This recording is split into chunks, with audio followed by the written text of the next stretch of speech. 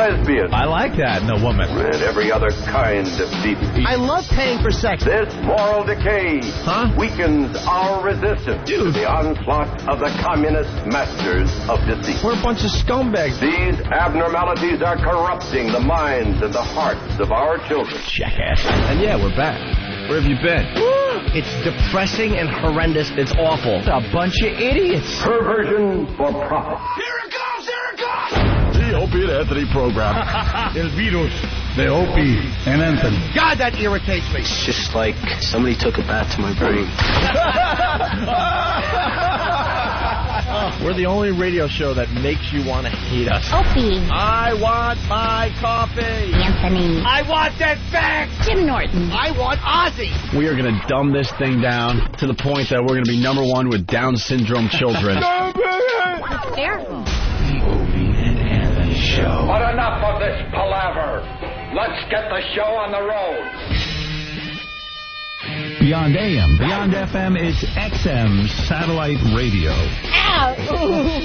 I don't play it. Ooh. Ow! Anyway. Ow! Oh! You're a filthy whore.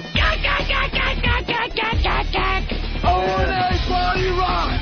Let's do it!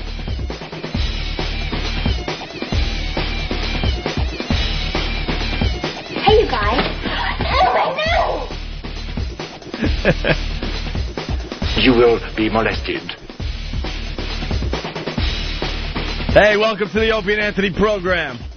Hello. We like to call it the O&A virus, right, Anthony? Right, Jimmy? Oh, yes. We sure do. I don't know why, but it seems to work for us. Because it's a spreading virus. It's something you get exposed to, even in a small dose. Before you know it, full-blown O&A. You have the virus, you can't get rid of it, and you're spreading it to other people. Speaking of which, we're exploiting that. Yeah.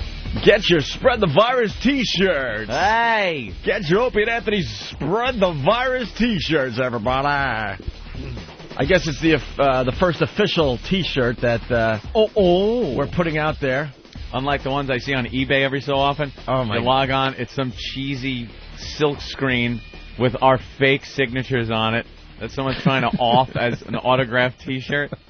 I look at these things and go, I've never seen that shirt, and I couldn't sign like that with my left hand. I go to eBay all the time to see what they're selling with our names on it, and it gets funnier and funnier, man. Yeah.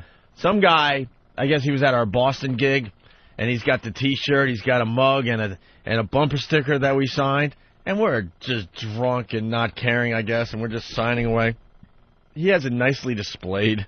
Really? The shirt's folded perfectly, and it says, Boston Live Show or whatever, the T-shirt's set up there, and the mug is right next to the shirt, and then the bumper sticker all signed. There it is. Oh, there it is. Oh, yeah, Opie and Anthony XM live in Boston. An entire collection. But look, he displayed it nicely, and he's getting bids on that thing. Like $31 for that crap. Jesus. $31 for a bumper sticker that we signed, a T-shirt, and those stupid mugs. And the cups that we got for Mardi Gras. Yeah, and most of those cups that we got from Mardi Gras ended up on Bourbon Street. Laying on Bourbon Street, being walked over by drunks. Oh, and that's our autographs, though. Yes. If anyone cares. That's an official. That's how we sign it, yes. I've seen some, though, that's like, that isn't my signature. Oh, really? Yeah.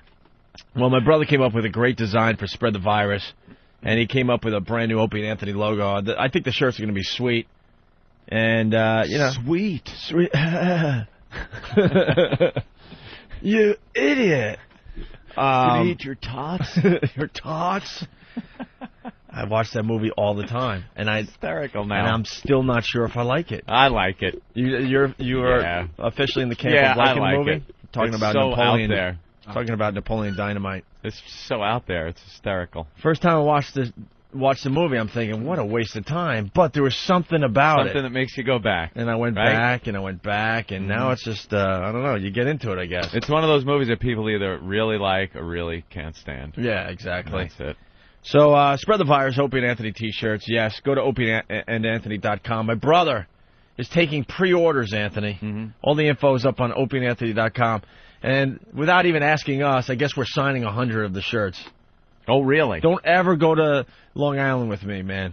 No? Every time I go out to Long Island, my brother, sits me down with freaking Sharpies.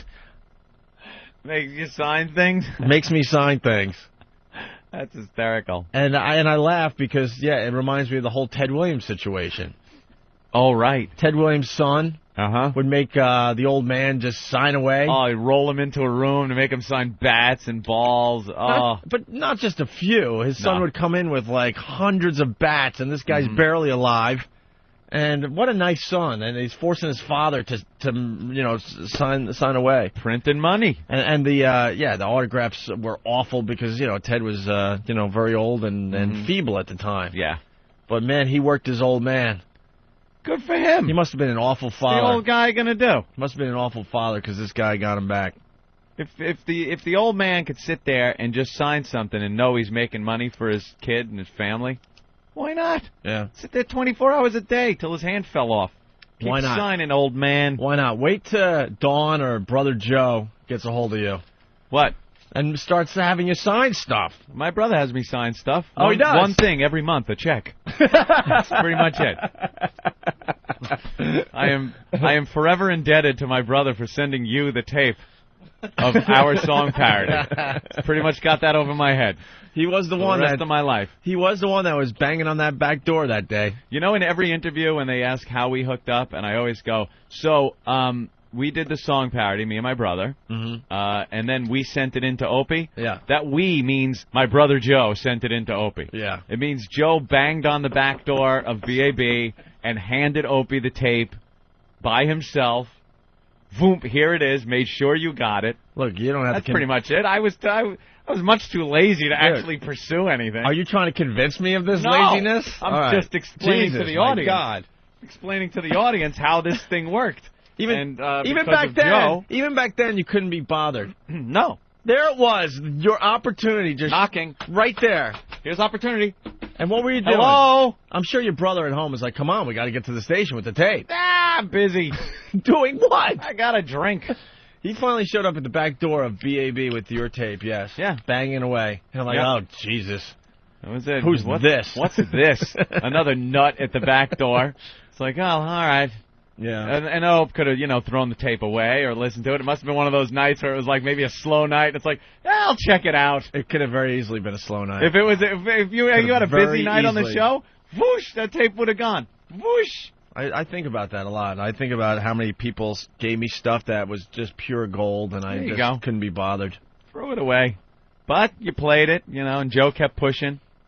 And there it was, We finally came in. Me and Hope started yapping on the air and worked out. And finally I told my brother and the rest of the band, I got to go. Yeah. What song was it? It was Gonna Electric Shock OJ. It was done to Sittin' on the Dock of the Bay. Yeah. And it was, very relevant at the time, of course, the whole OJ thing. It was huge. The audience really loved it. Played it a lot. I remember working very hard in the field, tin knocking, and hearing it on the radio a couple of times. Sitting there going, why am I on the radio, but I still have to work? I was one of those people that thought once you hear yourself on the radio, you're set for life. Yeah, automatically someone shows up at your house with a check. Yeah. And Congratulations! Right. Yeah, big contract and a check. And well, I was on the radio. I don't have to work anymore. Yeah. Apparently not. No. And it took quite a few years. So you don't have to sign stuff for your family?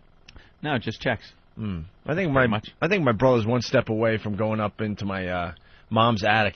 Really? And finding stuff. Pulling out memorabilia? Oh, yeah. And throwing it up on eBay. Memorabilia. Signed cement sacks with I'll show up in his in apartment, and he'll have a seat ready for me and just a pile of shirts and some Sharpies. Start signing. Oh.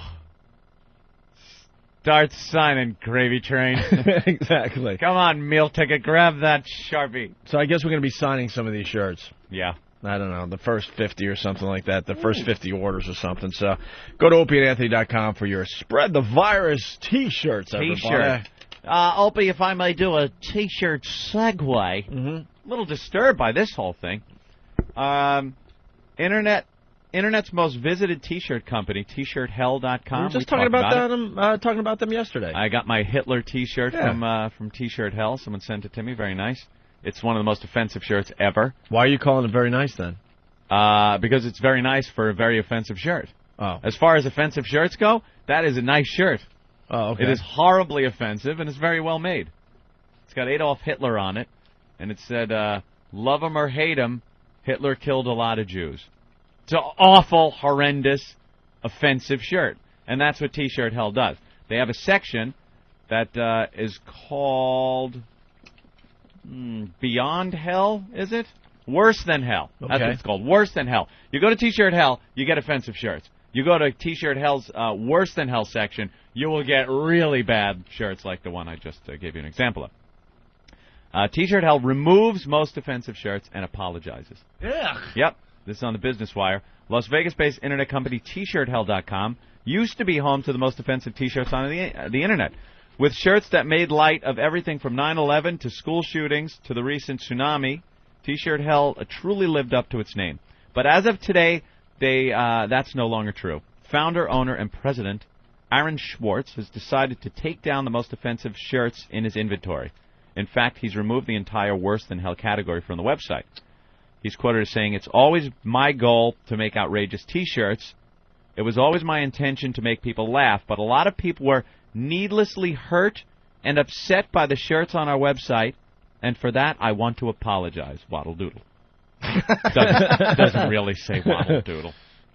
Schwartz is ready to put his money where his mouth is. This year he is looking to donate up to 30% of the profits to charities that are involved with the groups and events he used to make fun of, if they will accept them. That is repugnant. Why? I wonder what happened that this guy decided to do this. I heard they're changing the name to tshirtheck.com. Huh. So no one's offended. T-shirt heck.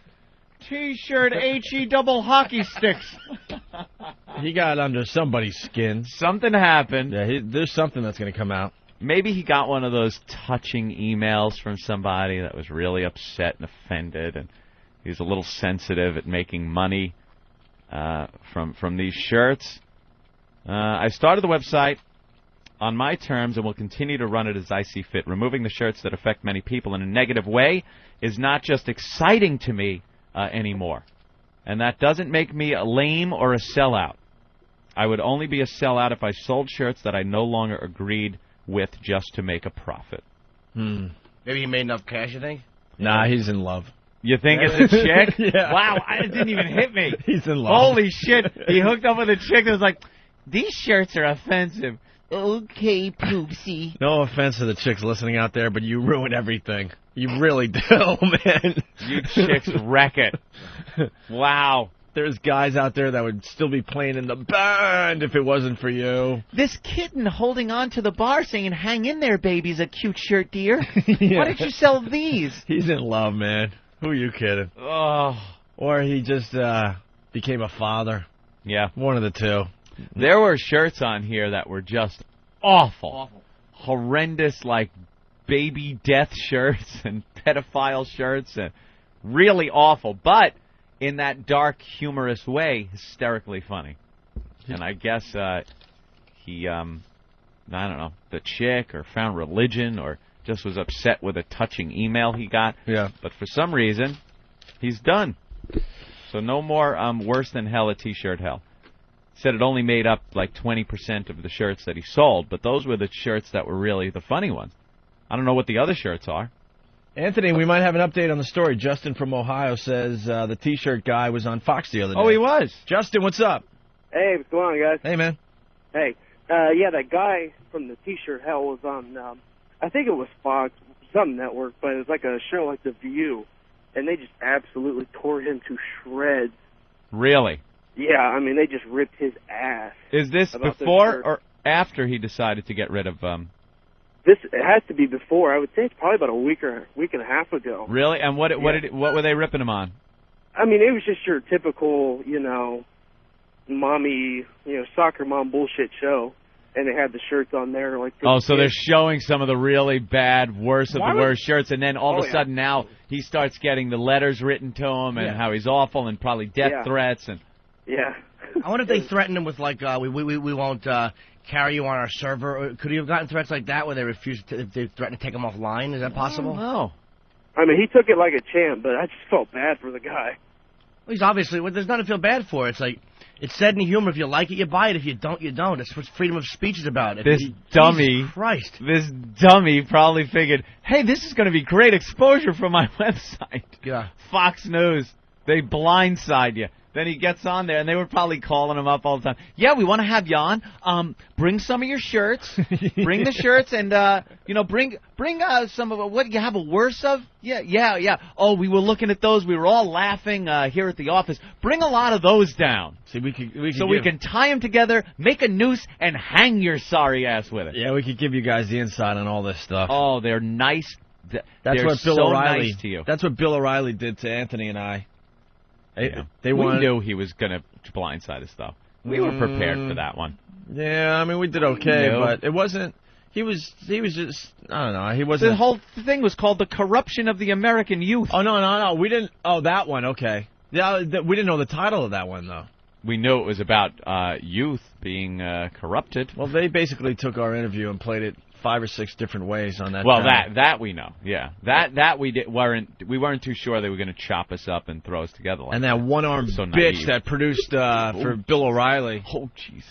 That one-armed bitch. Jesus Christ. She was after us for over a month to come on the Bill O'Reilly show. What if she has and XM? we kept. Who cares? You're a twat. She was after us for a month. Yeah. To go on that show. Like, no, it'll be really good for you guys. And Anthony and I, they wore us down is what happened. We're like, nah, I don't think this would be a good idea. We get worn down a lot like that. Mm-hmm. We hear an idea and we go, no, we're not going to do that. Absolutely not. And then they're like, well, you just do it. And if there's a problem, we'll talk about it maybe. Yeah. And, Yeah, don't worry about it. Oh, great. No, we still don't want to do it. Ring. They keep calling, keep pounding. And then we finally go, oh, okay. We used to do this. Well, we really don't do it a lot anymore, that's for sure. There was a lot of booze involved to wear us down. Always. Sexual advances. Sexual advances. Whatever. One-armed bitch. Oh, she is just the worst. We used to call her the slot machine behind her back. And before we get the show going, Anthony, our buddy Sean Hannity is in the news today. And I was laughing at this. No offense to Sean Hannity. I wish we could get him on the air. But Sean Hannity had a stalker arrested overnight, Anthony. A stalker? Hannity had a stalker. And they show a picture. Was she bringing a box of Godiva chocolates to him? That's what I was going to get at. Really? When you're thinking stalker, you're probably thinking some nut. Yeah, like Mrs. David Letterman or something. That was a real stalker. Would show up in your house while you're away on vacation. You come back from vacation and she's there cooking dinner going, hi, honey. That's a stalker. That's a stalker. Yes. Rupert Pupkin. That's a stalker. Nah, he was just a go-getter. Rupert Pupkin was a go-getter? He was just a go-getter. With Jerry? Yeah.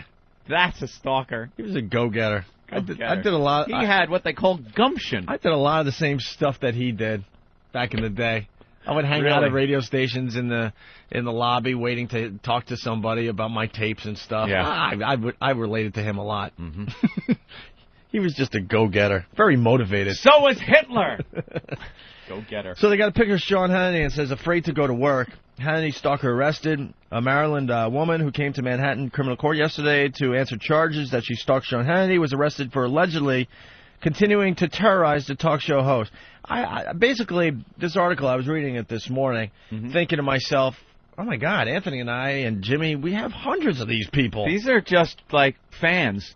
We have hundreds. I'm not even kidding you. There are different levels of fans, too. There are people that casually listen to the show, and then there's the whole in-between from that to the people that pretty much dedicate their lives to this program and going to every appearance and, hanging out, giving us things, sending us stuff. And those, I guess, could be considered stalkers legally, and as far as Hannity's concerned, but I don't see how this is any more than just one of those Uber fans, Yeah. Miriam. What is a girl named Miriam going to do to you? Jesus, Sean, calm down. Ooh, what a name. Miriam, 52 years old. 52-year-old Miriam is scaring Sean Hannity. Sean, we laugh at you today. You're scaring me, Miriam. Miriam is stalking Sean Hannity, 52 years old, allegedly confronted Hannity 10 times since her first arrest last year, most recently last month in Philly. It's a super fan, basically. Uber fan. Since the first incident in March 2004, Hannity has been afraid to go to work and has been feeling extremely nervous and anxious, a criminal complaint said. We did his show. He didn't seem that afraid of anything. I don't know. He actually, when we walked in, he was like, is Miriam out there? Did you see Miriam? I'm afraid of her. Does she have chocolates for me today? Oh, my God. I brought you some chocolates, Sean, from Cumia. My name's Miriam. Miriam. You know she is not hot. Never was. That's probably why he wants her to go away. Yeah. Yeah, you see that MILF Miriam? God, the hot stalkers, yeah, you give them a little leeway. Somehow they're not stalkers when they're hot. They're fans. You give them a little leeway if they're hot. Sure. Why don't you take my email address? It's a Hannity. Yeah. Does seem like there's a fine line between groupie and stalker, right? The bigger your tits are, the more you're closer to being groupie. Yeah, right. You're a cool chick who loves the band and supports everyone. Yeah, when you're 52-year-old Miriam, with an Afghan. Get the police. Yeah, those little... You're a stalker. He fears physical injury or death from the woman. Ooh. Who has allegedly tried to make contact with him at the entrances of Fox News Channel and WABC Radio. Yeah, it's fans hanging out before you come into work. That's what happens. Dude, that's why we have Master Poe waiting for us every morning. We got these people every single day now.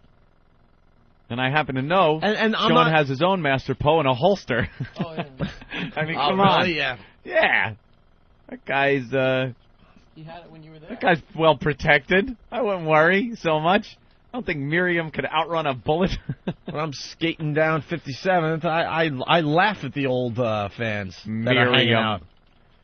That's not the ones I'm looking at that I'm worried about. Let's see. Miriam came to court yesterday to answer misdemeanor stalking and harassment charges, but was arrested by police and now faces potentially more serious charges of contempt of court. Sources said the woman, this is all she tried to do, has repeatedly tried to give Hannity packages, shouting, "You take this from me." Miriam allegedly also sent Hannity 2 packages containing notes that claimed she was not the woman who had been arrested for stalking him. She's just a kook. That's kook. That's a little kooky, but, you know, you just go, is he that annoyed that he's got to, you know, have her arrested? Is she that annoying? I'm with him on this one. Yeah. I hope they give her 20 years. I hate Miriam. You can't stand her. You know you're out with a hot chick and this fatso's walking up. Just take the package. Oh, that is annoying. Oh, I had a... Let me show you my pride and joy. I wonder if my cousin's listening, because I had a stalker big time. A real one when I was working at WBAB that bought me stuff all the time. Yeah. And BAB got this bright idea to have me celebrate my stupid birthday in front of fans. It was the most embarrassing thing ever. Boy, they had some lame-ass ideas for you when you were on the air, man. Hence the bitterness. Oh, and you had to do them. What about the time I had to hand out roses and pump gas for $1 or $2? I pulled up. I pulled up in my work van. And if that wasn't bad enough, I got all these married housewives, like, you know, trying to pick me up. I swear to God. I mean, not just one either, just a lot of them. Just messes, Long Island messes, coming to get their roses from Opie and get a few gallons of gas. And Anthony shows up. I'm like, hey, come on, help me out. We were just starting to work together, and I'm trying to show him the ins and the outs of radio at this point. This was a part of radio. I was like, why are you doing this? Exactly. You're like, oh, my boss told me to do this. You have bosses in radio? Oh, yeah. I assumed you just got on the air and did whatever the hell you pleased. No, I officially stopped listening to bosses when you came aboard, Anthony. Yeah, I know. I had to listen before that. That was fun. There is a time during your career you got to listen to the bosses, unfortunately. Yeah. But I haven't listened to bosses, and you haven't, obviously, in 10 years. Mm-hmm. So we're at this place. It was right off the LIE. Yep. It's one of these just dumps, and I'm pumping gas. Out east somewhere. Handing out roses. It must have been Valentine's Day. I don't know. And then what was even worse, I had a really, really crappy car, and I freaking locked my keys in the car. So now all the fans are around my car as I'm trying to get into my ride, and they all think I'm this, quote, rock star. Hey, yo! And I'm getting into my Honda Accord with the bad muffler. Someone's sticking a hanger through your window. It was just the worst. But so BAB gets the idea to, I'll celebrate my birthday at one of the rock clubs. So they get a big sheet cake, right? And I'm there, and no one gives a crap. They just want to get drunk, and I don't care either. But this girl shows up that would go to some of the events here and there, and she was a big girl, about a size 14. Size 14. And she comes in with a big fat person. She comes in with 10 to 12 presents for me. Get out of here. 10 to 12 presents for me. Ooh, how embarrassing. In front of everybody. And I'm like, oh, my God. I just didn't even want to be seen with the girl. She was such a mess. You want to punch her in the face when she walked in? Badly. And watch a little gift just go flying as she falls on her fat ass. Ooh, I'm there with my cousin and I think one of my brothers, and we're just getting hammered and just, checking out the talent and the rest of the place. And this girl is just really, really blowing up my spot. Yeah.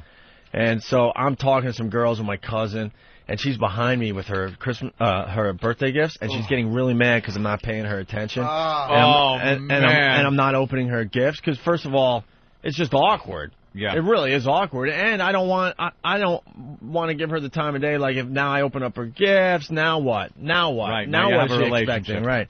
She starts jumping up and down and stomping behind me to the point she made a scene. They had to get her out of the place. Holy shit, really? Yeah. And then I would talk about, jogging and stuff on my show, whatever, that I was running around the neighborhood. She figured out my exact route and would just conveniently be there.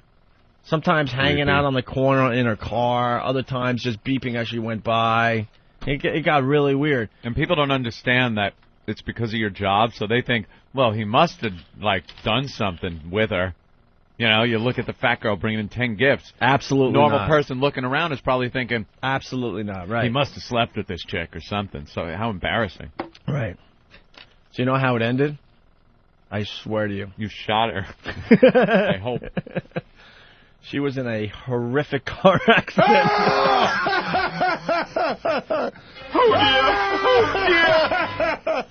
Wow. Are you kidding? I got word from, I don't even remember. This story goes way back, and I don't remember. Maybe another fan or someone that knew her. Someone that obviously knew I was concerned about this situation called up and said, you don't have to worry about her anymore. I'm like, why? She was in a horrific car accident. She won't be doing much of anything for the next few years. So did she die or no? I don't know. I never heard from her again. Would you like to know what happened to her? No. I forgot all about it until this Miriam chick. That's the beauty of the show. Like, all of a sudden, something will spark a memory, Like yesterday, talking about The Shining, and Anthony, your brother, called up with that whole Psycho thing. Yeah. I've been working with you for 10 years. I wish I had that ammunition a lot earlier. Never knew about the Psycho thing. Yeah, a couple of people on the message boards were making Photoshops of me in the shower. Psycho shower. It was me in there. Yeah. Bastards. So it was very creepy. Did everybody go to the Rosie message board? Oh, no. Someone sent me a link last night. Oh, no. The pests were out. The pests? You have to be kind of mild because they kind of censor every post. Uh-huh. So, it's got to be subtle, right? Yeah, but Ben Sparks had a few things to say. Oh, Ben had some... So did Old Gravy Leg and Scott from Modesto. That shit makes me laugh harder. Oh, yeah, just the names. A bunch of pests. Hey, we got a lot of psychologists out there. Oh.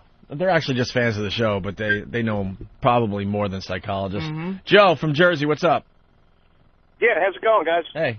Hey, I was wondering if that's when Opie got his anti-gift attitude way back when from that chick. I never thought of it that way, but you might be onto something.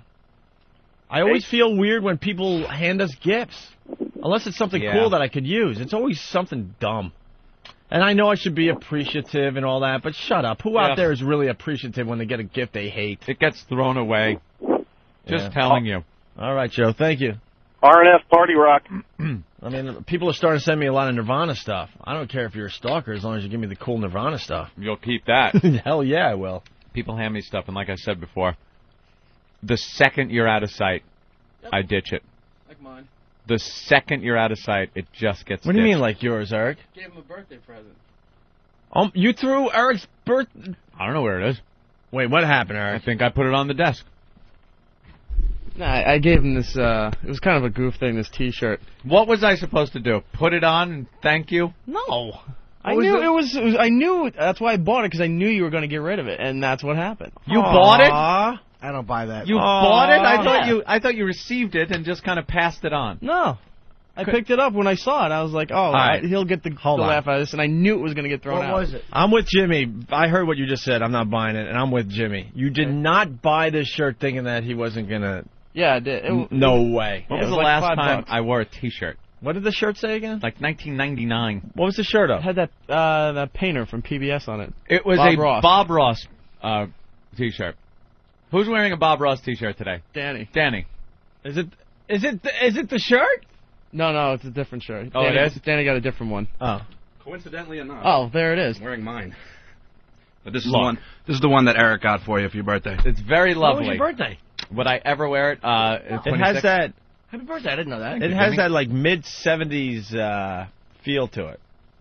It has that iron-on applique kind of look to it. Exactly.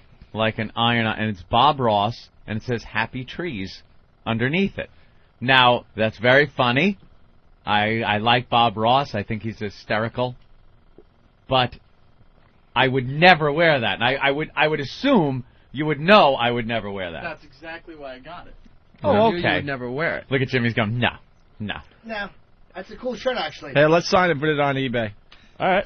I would buy that thinking Ant would wear it because of the Bob Ross bit that he came up with a long time ago. That's Right. why you would get that. Right, I think right. Ant would enjoy the irony and put it on and be silly about it. I probably wouldn't. No. Why don't let's sign it and we'll throw it up on eBay. See There what you go. happens. There's an idea. You'll get your $5 back, Eric. You'll get your money back. All right, Eric. I didn't know it was your birthday. I felt bad. I didn't wish you a happy birthday. Ant doesn't like. Kind of blow off. Anthony doesn't like anyone Birthdays. acknowledging his birthday. Happy birthday to you. Happy birthday to you.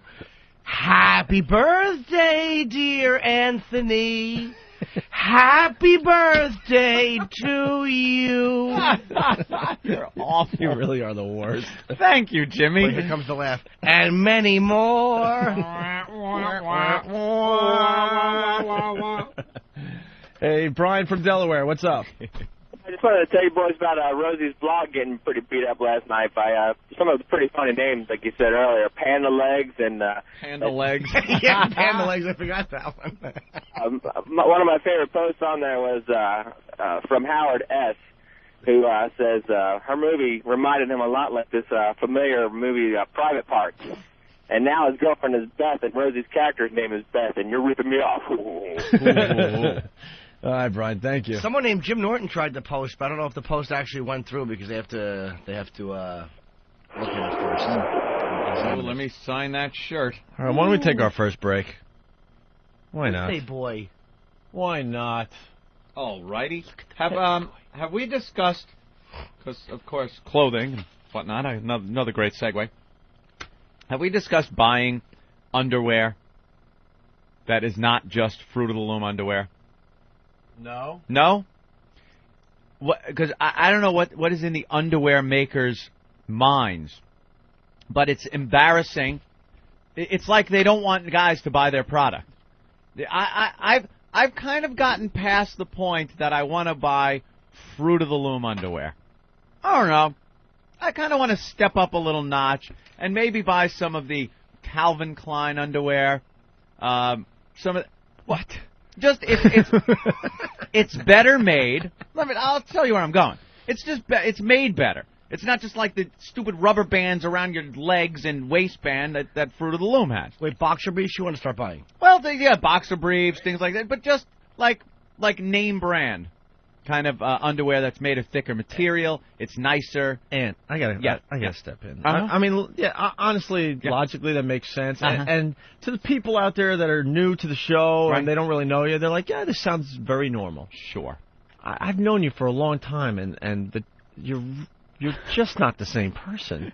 What is going on in your head? I'm just treating myself to a few of the nicer things in life. Do you realize this is the 38th day in a row that you haven't worn the same shirt? I wasn't counting. We're keeping track now. I wasn't counting. but thank you. So you're shopping for some silk Versace boxers and... Well, no, not silk. It's cotton. But if you notice, the material's thicker. Mm-hmm. It's more comfortable, and they don't stretch out around the legs and stuff. It's not the underwear you wore when you were 6 years old. You know what I mean? You kind of move up a little bit. Right. But these things are almost impossible to shop for. You go to the store. They don't come in little, like, plastic bags. They come in boxes. And there's a couple or three in the box. But have you looked at the pictures on the boxes? Yes. No. You walk into the underwear section, and now I want to buy the underwear, but I don't want to peruse through gay pornography. It is like you are looking at the covers of gay porn DVDs. You can't, and you're looking at them. You're a man standing there with your arms crossed looking at these guys in their underwear with armadillos shoved down the front of them. With huge hogs. Giant hogs poking through these underwear, and that's all they're wearing. Poking and wanting. Tanned washboard abs. Straining is a word I would choose. Biceps. Smile. They're smiling at you and kind of winking. All they want to do is just breathe. It is... You don't want to look. You don't want to shop. So you're looking at them, and now you got to go, maybe these. And you're thinking... Why am I going from this to this? What makes this box better? Is the guy cuter on the box? Because he has that look of just wanting on his face. It is. It's it's pornography. It's homosexual porn. That's really funny. On the boxes, and I just want to buy the goddamn underwear. But it makes it impossible. So now you're walking to the register holding 5 boxes of nude men. And you put it on the counter, and there they are, staring back at you. Thanks for the purchase. I bought underpants from the Gap recently, and I took them home, and it looked okay on the thing, like you're talking. Mm-hmm. Then I put them on, and then proceeded to throw them away. Well, really? Yeah, because the ones I got from the Gap make me look like I have one of those European bathing suits on. I don't know what like the hell happened. Like a Speedo? Not a Speedo. It's like, it's almost like hot pants for guys. The only way I could explain it, it's like to here. And it didn't look like that on Did it look like a bikini? Packaging. Not a bottom bikini. with a cut like that? It's like the hot pants the girls wear, but just picture it a little looser so it would look, I guess, okay on a guy. I don't know. There's real hot underwear that chicks wear. Boy shorts? Yeah, those short things with the frills on the bottom and around the top. That is like the hottest fucking underwear that girls can wear. The little short thing. I love those boy shorts. Isn't that great? Oh, fantastic.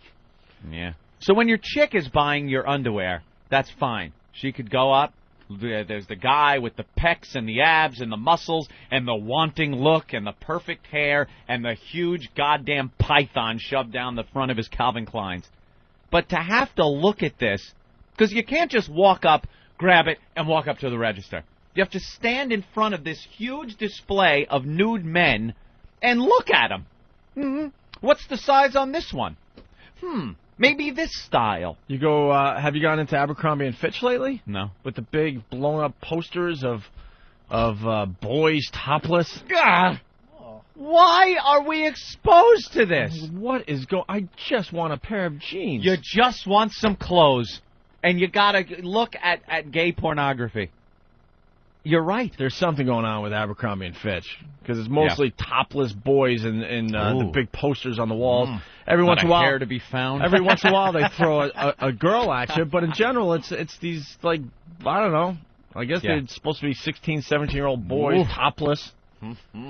What the? Oh dear! Oh dear! What the? Who the? What the?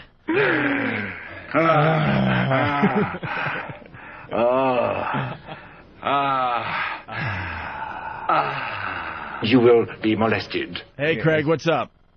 Hey, what's going on, fellas? Hey. Hey, no, I agree with Anthony, man. I'm a personal trainer. I'm a big boy. I'm like 6'1", 220, very athletic.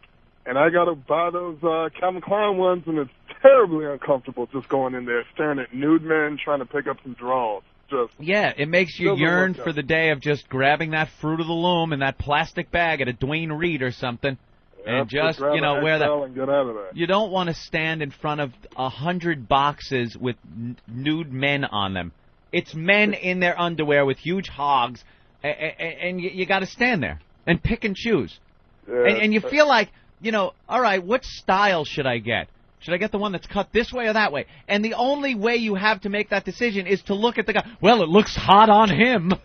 You don't want to have to be put in the position where you're looking and deciding what underwear you want because it looks hot on that man. No. Just put a picture of the underwear on there. You ever seen The Invisible Man? You ever seen an Invisible Man movie? Yes. A movie. I'm like, how can you see The Invisible Man? Of course not, Opie. I saw a hat once. Silly. Yeah, I saw a hat just floating by. Glasses and gauze. But he can walk around in his underwear, but all you see is the underwear. In the snow once. Jesus. That's it. I've seen him. He produces this radio show.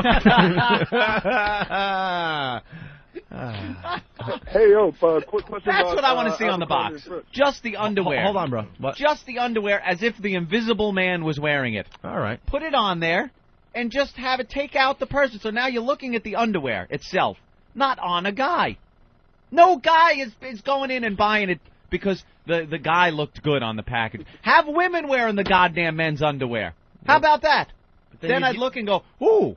You'd feel gay then. Then you feel like a fag buying these because they're on chicks. No, but it's the chick wearing men's underwear, So it's like, all right, I see what style it is, how it's cut, how far down the leg it comes, things like that. But it also is a pleasure to look at. Sure is. And you could take it home and save the box to Jack, too. There you go. Craig, what's up again? Hey, one last thing. You guys mentioned Abercrombie & Fitch. Yeah. I've never been in that store because, one, the pictures are appalling, but two, that just seems like the whitest white guy store. Well, are you a white guy? By no means. Were you going to go out and buy some FUBU? Oh, of course not. But I mean, like, that store, I don't know. Everybody looks the same in that store, like you guys were hinting yesterday. Oh, you shop at Banana Republic, don't you? Actually, kind of all over the place. Like I said, I'm a big guy, so it's hard to find clothes that fit. You're right about Abercrombie & Fitch. I'll take a peek. They got some stuff that other people aren't really wearing. That's what I go for, I guess. All right, fellas, punching up. All right, Craig. Party rock. We got to go back to. All right, yeah, we'll do this. Mark from Queens, what's up? Are you guys insane? I think you guys are absolutely nuts, and this whole Howard Hughes lifestyle's gone to your head. What happened to just going into Target, ripping off a 3-pack of fucking Fruit of the Loom, and just walking out the door? I gotta disagree with you, dude. Abercrombie and Fitch and the Gap to buy underwear. You go into Target, 1, 2, 3, you're done. That's it. My God, let me tell you something. I mean, going to the Gap for underwear, it gets a lot worse than that. I mean, you do like the Ralph Lauren or the Perry Ellis, and that underwear is way, way up there. Yep. I mean, Four words, gentlemen: Hanes and Fruit of the Loom. No, I know. What I'm saying was, I just wanted to step up a notch as far as my underwear went. I didn't like Fruit of the Looms. The material's very thin. The elastic isn't very good. I just wanted a few pairs of comfy, thick, cottony underwear. Why not? Why not put some of your most valuable items that you own, your cock and balls, into something a little nicer? Why are you spending so much time on underwear shopping? You know you're only going to wear it once. And then throw them away. Then I incinerate them. Look, Jimmy's nodding. Dirty underwear. No.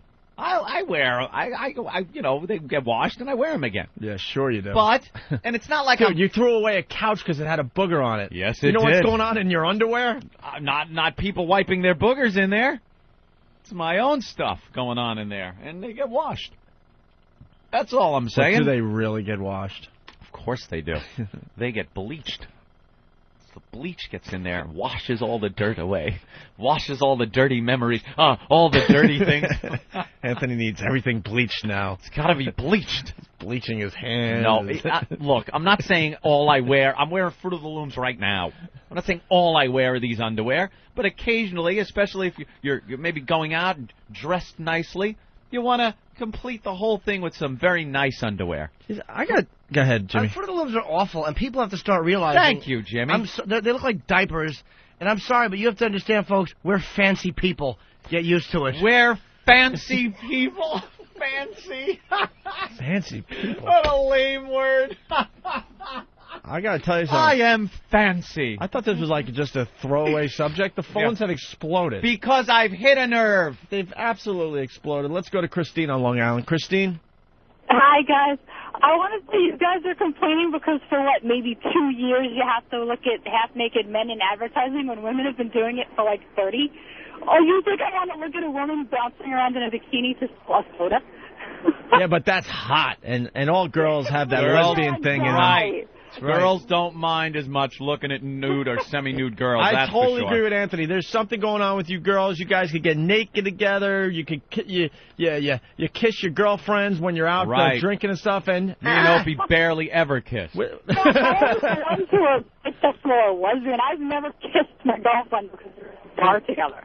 It's different to dance with a girl or to hang out with a girl, but I guess this is the new trend though in advertising is to get the guys. With less clothes on. Yeah. Yeah. And that's supposed to sell to guys? Well, it's trying to show guys, you'll look like this in this, which is unrealistic. It is. No. First of all, you got to be delusional to think you can ever attain that look. They're models. They're paid huge amounts of money to look like that. And it's genetics and the gay lifestyle and the gym. You want to see someone that looks hot in underpants? Get a copy of Yellow Discipline. That's right. There you go. Now you're talking. The Average Joe. I was at that photo shoot. I've never laughed harder. That really wasn't there was this really, really hot photographer. Put that on the Calvin Klein box. Oh, my God. This really hot photographer that had all these great ideas for Jim Norton's Yellow Discipline CD, Yellow Roses, and got him kind of like a James Bond type suit to wear. Nice. And so Jimmy goes back behind the curtain to change, and he comes walking out with just his underpants on, pulled as high as he possibly can. His gut at the time just awful, overtaking all the underwear, so all that's just sticking out. Of course. And he's basically going, "I'm ready. Here's ready. what I want to do." And the picture's up on. I guess it's up on your websites, right? Somewhere, yeah. Yeah, go to eatabullet.com or. I don't know really how funny. young, almost completely nude men are selling to other men. How the average guy that wants to walk in and get dressed, buy some clothes, is making a decision based on these nude men. That's so. I don't get it. You nailed it. It's funny, and you have to deal with it now. Matt from Jersey, what's up? How's it going, guys? Hey. I just wanted to say, Opie, you're right about Abercrombie. Not only is it the guys on the wall that are shirtless, but then you get the stuff from the store, and the bag they give you usually has two shirtless guys playing volleyball with each other, and then you got to walk through the mall with these two naked guys on the bag. It's awful, and you catch a glimpse of yourself in the mirror. Oh, my God. I forgot about the bag. Now you have to walk through the mall with the bag with gay porn on it. That's hilarious. You can't even put it in the bag and get away. Yeah, because do those two guys really want to be playing volleyball? Yeah. Running into the ocean with a surfboard, and then you got to look like that as you walk through the mall. You should just be walking around with a bag with a picture of a guy sucking another man's cock on it. Yeah, just did some shopping. Well, did you see the new bag they have now where there's not two guys anymore, there's only one, and he's walking out of St. Vincent's with a tear on his face? Jesus. You're just an awful human being. You really are. Oh, Christ. Let's go to Rooster, the trucker. Rooster. Hey, guys. How you doing? Hey, good. Hey, first of all, I'd like to say it's so refreshing having you guys on the air. Howard, Mancow, they suck. Anyway, it's bad enough going into a mall and seeing pictures of guys, but I was in a mall in Chicago, and they have half-nude live models on the floor, men and women. Yeah. That's what you need. That's going to sell. That really sucks when you walk with your lady past some guy standing right there with his underwear hanging out. I know nothing about marketing or anything like this, but as far as men's underwear goes, I bet you they would sell a lot more if they made these boxes less provocative with the men on them. I bet, because there are guys, believe me, there are guys that will not buy them because they will not walk up to that display and pick up a box with this naked guy on it and with his huge hog in his underwear. There are guys that will not do it just for that reason.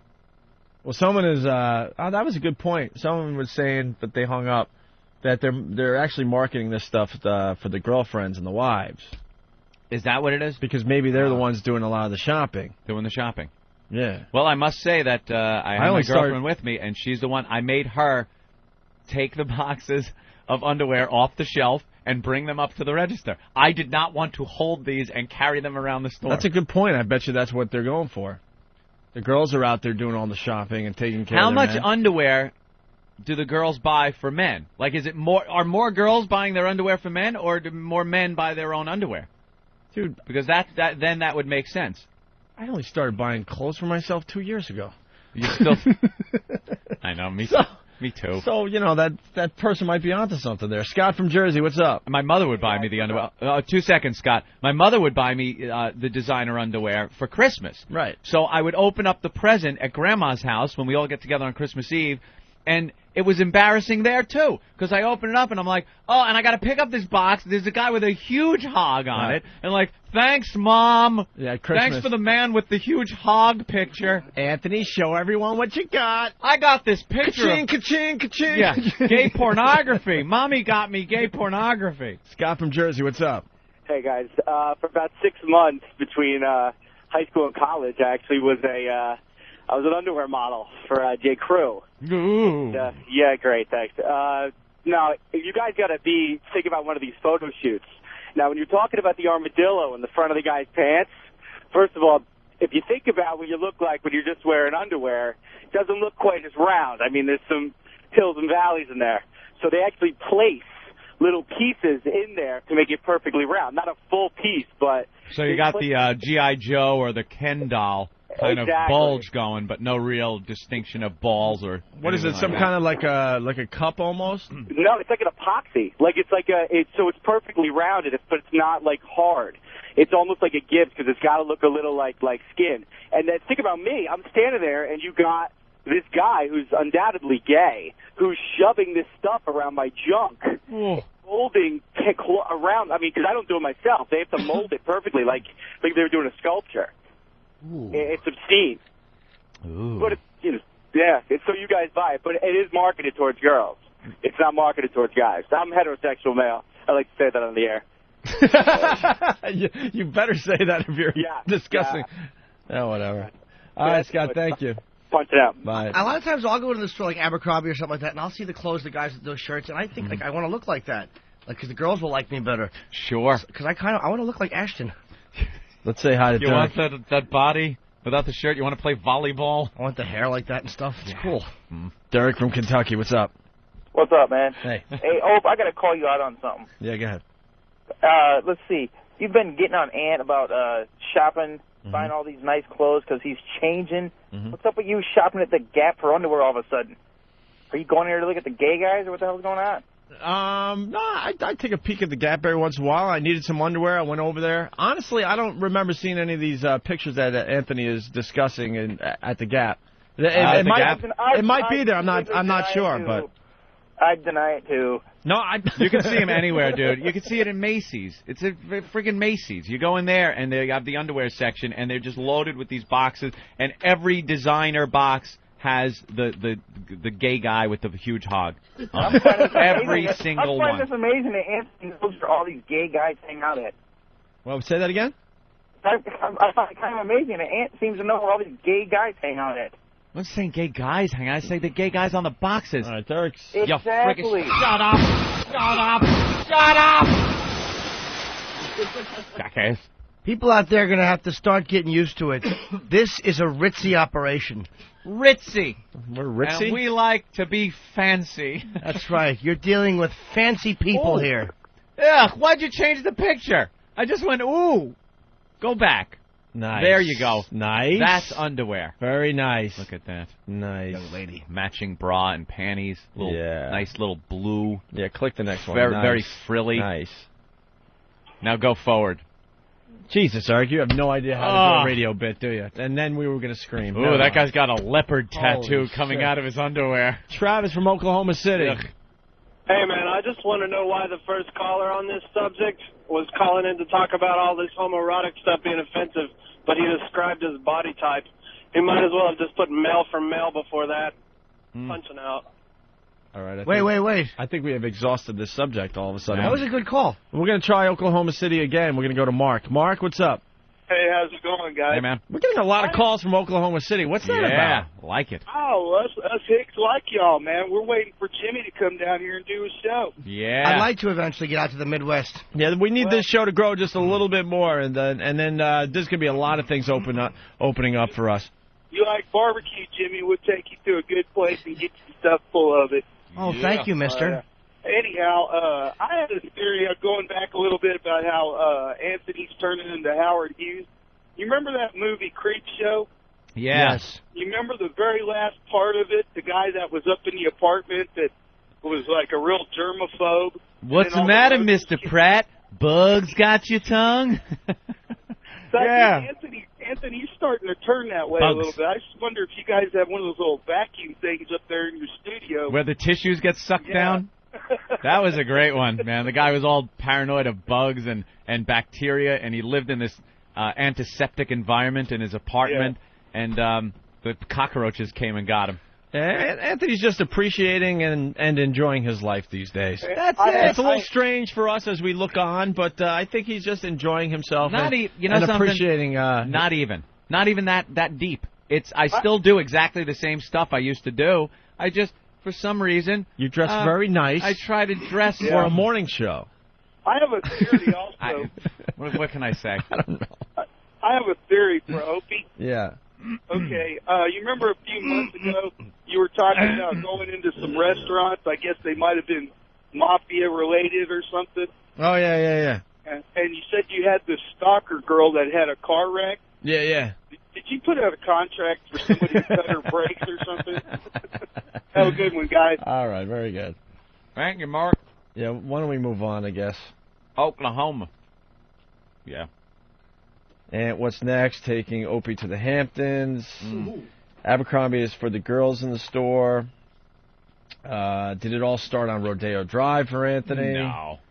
Brother-in-law is gay, and he collects the boxes? Oh, come on. Tail Rider from whackbag.com. What's up, buddy? What's up, brothers? Is this... My brother-in-law is a shitdick, and... Wait a minute, your brother-in-law? Brother-in-law, shitdick! All right, hold on, let's start with that. How is that pot? No. Wait, brother-in-law, so he's married to your sister? No, he's married to the gay guy's sister. Right. He married the sister of the gay guy. Your wife's brother is a Mo. Wait, Thank you, Jimmy. Oh, okay, Jesus. His wife's brother. Nice buzz, though. Him and his boys, man, they collect that fucking shit. They got the boxes. They keep the boxes around. They got the advertisements. It's like jerky material for them or something. Just plastered on the wall. Cut them all out and put them up on your wall. Make a collage. Ooh, a collage. It's just sickening, man. Except for the one guy on the Calvin's box. He's, like, cool to have around. All right, Tail Rider. Talk to him and give me advice. Phone's Here's what you got to do, Jimmy. Phones have exploded. Why don't we take a break? We'll see where we're at with the phones when we get back. Also, Drew Curtis is here from Fark.com. He's been waiting out there for like 40 minutes. We'll get him in a few seconds here, a few minutes, whatever. And what? It's up on Foundry now. Here, speak. The Anthony song, Gun Electric Shock OJ, up on Foundry right now. The old days. Eric working on. Very cool. And our first show? Yep. Man, I want to play that on the air. Ooh. WBAB. Well, I'm just waiting for people to, know all the players before we play the first show you and I have ever done. I'm so eager. It's hilarious. I'm just happy to be there. Oh, we both could get eager to please. We could both get just destroyed. What we should do is, obviously Jimmy will be here, and maybe get a couple of the other guys in, and we'll play. Yeah, Voss. Voss would be a good one. Jimmy and Voss. I'm laughing too hard at things, and are you really? Yeah. You want to get happy and I just slap wanted to. Yeah. Ugh. You want to do the first show? All right, the next time Voss could get in here, we'll play the first show Anthony and I ever did. It's quick because it's an air check. I mean, it's probably 15 minutes of material. Yeah. But hours of fun for Rich Voss, Jim Norton, and the fans. Rip us apart. All right. Believe me. As we go to break, Anthony, for the new listeners, $100,000 from our Demented World CD. Hey! Someone was mentioning the other day that we should be playing some of these things for the new fans now that we're off the premium channel. Here's a time in Boston that we gave away $100,000. Hi, who's this? Hey, it's Craig from Waltham. Hey, Craig, guess what? Oh, did I win? You are the 107th caller. No way! I won! I won! What? No way! You're kidding, right? 107th. Oh, wow! 107th caller. Congratulations. $100,000! Oh, my God! You just won $100,000, bro. Oh, Jesus. Do you know what I'm going to do with that? What are you going to do with the $100,000? Oh, man, the first thing, I have this old... Oh, I cannot... Jesus, I got to... Calm down. Calm yourself. I am the winner! I'm the winner! Well, what are you going to do with $100,000, bro? I got this... Oh, man, I got this box for a truck. I've got to get a new one. A new... Wait, dude. How are you going to do that with a candy bar? What? How are you going to do that with a candy bar? We just gave you a $100,000 candy bar. What do you mean? We gave away $100,000. It's a candy bar, bro. Congratulations. What? You just won a candy bar. Hey, what the you've been... I've been listening to radio for like 3 hours, man. You said $100,000. Yeah, $100,000. We gave you a candy bar. A candy Congratulations, bar. buddy. Oh, you guys are a bunch of douchebags. Hey. Congratulations, man. Uh-oh. Like sand through the hourglass, so is the Owen virus. Hey la, Opie and Anthony are back. Hey la, Opie and Anthony are back. Everybody. Hey la, O and A are back. Hey la, Opie and Anthony are back. That's it? I'm so glad Opie and Anthony are back. Now I can show the hemorrhoid in my ass crack. Stop it! I'm so glad Opie and Anthony are back. I can show my titties and the hemorrhoid in my ass crack. Wow. O and A are back. God damn it, are you fucking with me? They're on XM satellite radio. Hold my fucking hand over there. I said check Now yourself. I can say Now lean fuck forward and choke yourself. cunt and pussy, you know. He's got a real big cock. I'm so glad O and A are back. Oh, no. I can show my pussy and my hemorrhoid in my ass crack. Yeah, hallelujah, they're back. Oh, the world won't be the same. Yeah, let's smoke some crack. Opie and Anthony are back. I'm so glad they're back. I can show my ass crack. They are back. What have we got here? Oh, they are back. What is your name? I need a dentist. I need a dentist. I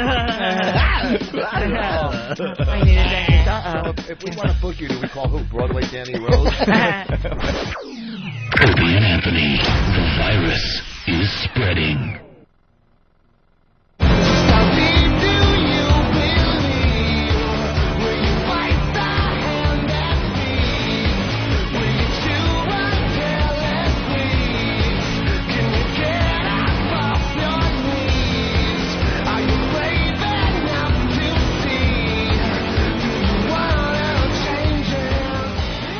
You're checking out the Opie and Anthony program.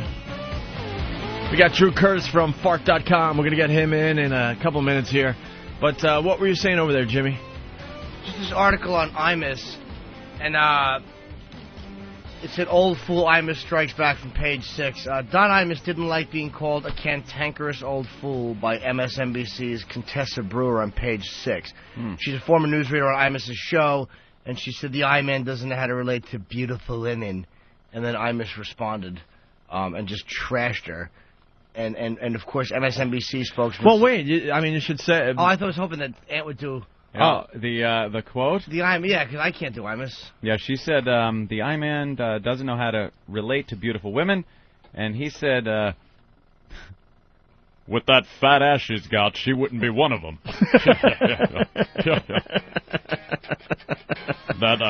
That skank has to spend 3 hours a day with makeup in the morning. Who's she kidding? Yeah. Plus, she's dumber than dirt. Oh, my God, what a pig.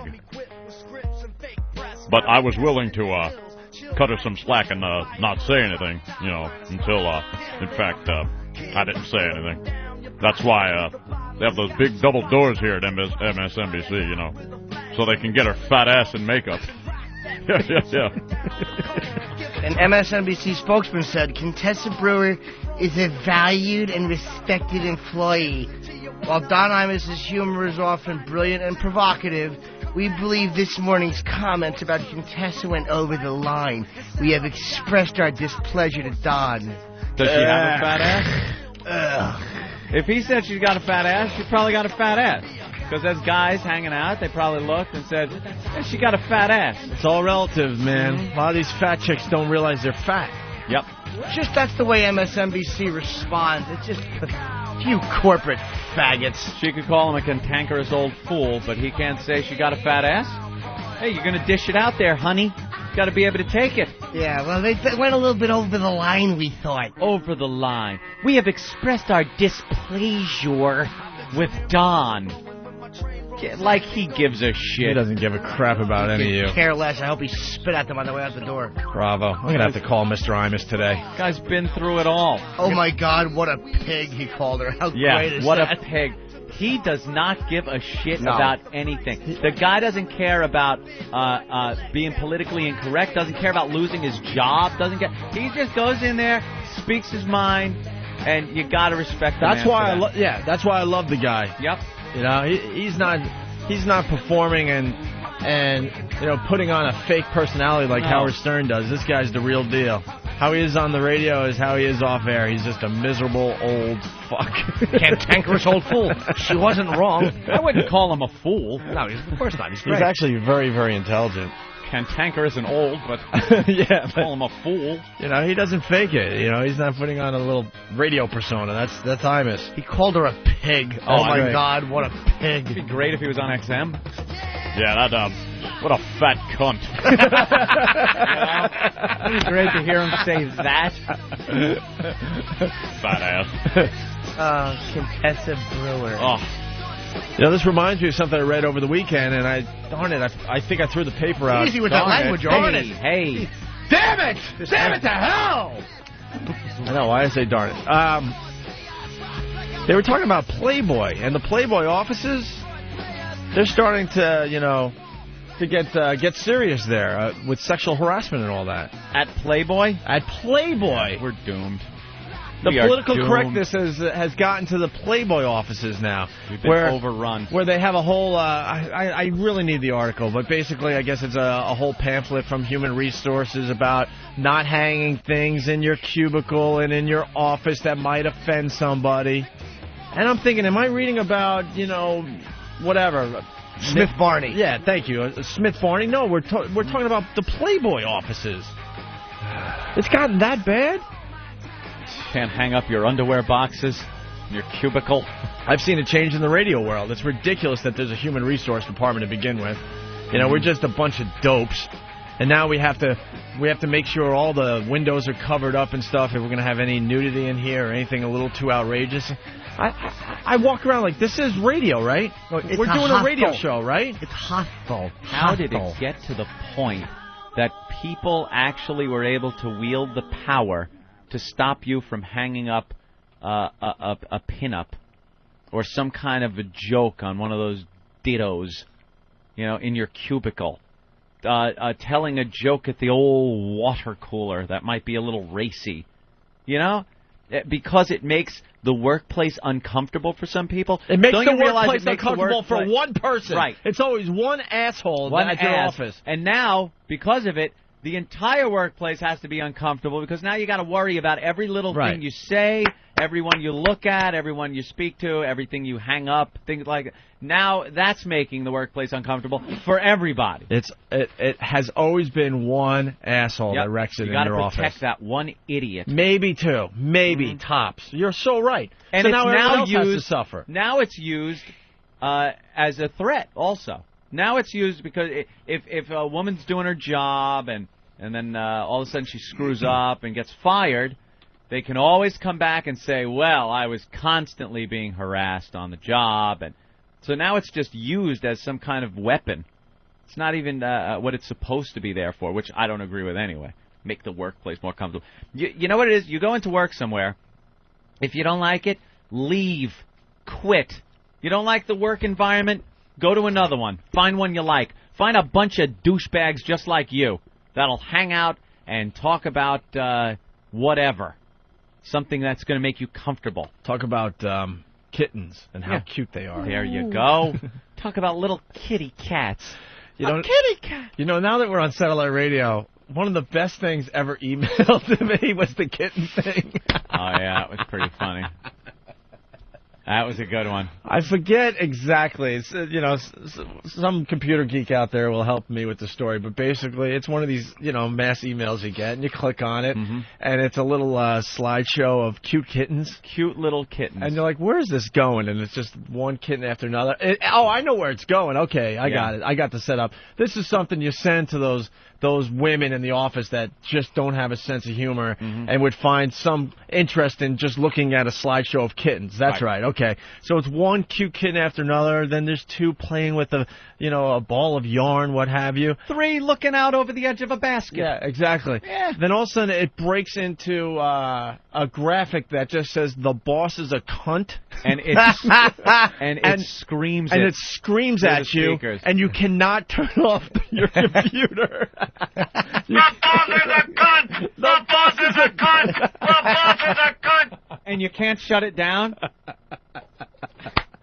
We played hysterical. We play that at WNEW at nausea, man. Every time Ken Stevens walked by our office, we would play it. Oh, yeah. Well, the guy had a great sense of humor and supported us but all the way to the end. But in a hostile workplace, how that would really be impressive. But it gets back at these, these losers that spoil it for everyone because they think they're looking at cute kittens, and next thing you know, the screen changes and just screams this at you. Have you had the shit scared out of you with these other ones? Oh, the ones that say, look at this cool thing, or you got to look closely because you could see this ghost. If you look closely at this picture, and you could hear it too, turn your computer up real loud, and then you're looking, trying to figure it out, and out of nowhere this creepy face pops up and goes, ah!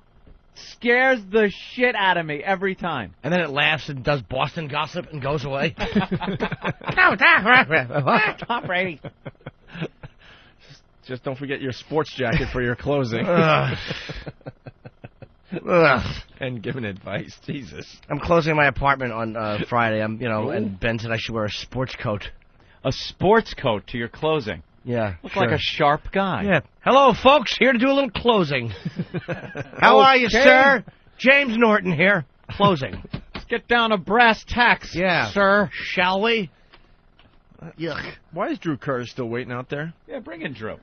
Eric, it's a joke. Relax. We got to ask him about his viewers, I guess you'd call them, on his website, because they have a little post here. It says, Drew to sit in on the Opie and Anthony radio show tomorrow, 8 o'clock Eastern.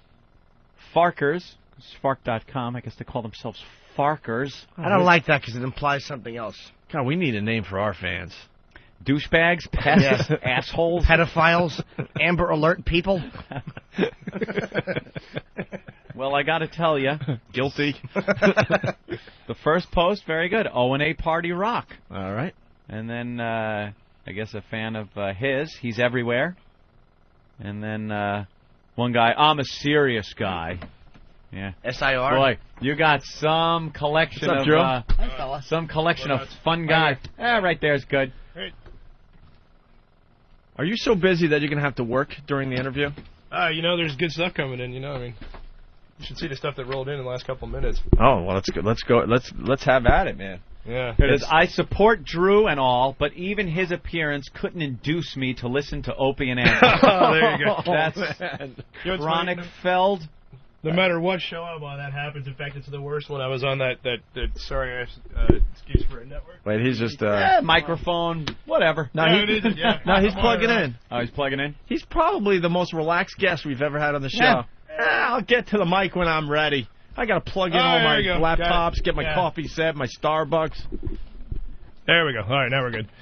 Yeah, whenever I go on the Tech TV, I guess, or whatever they call it now, the same thing. They just ream those guys alive, man. It must be the most hated network on the planet or something like that. You guys can't touch them, I don't think. Yeah, there are some real, haters on FARC.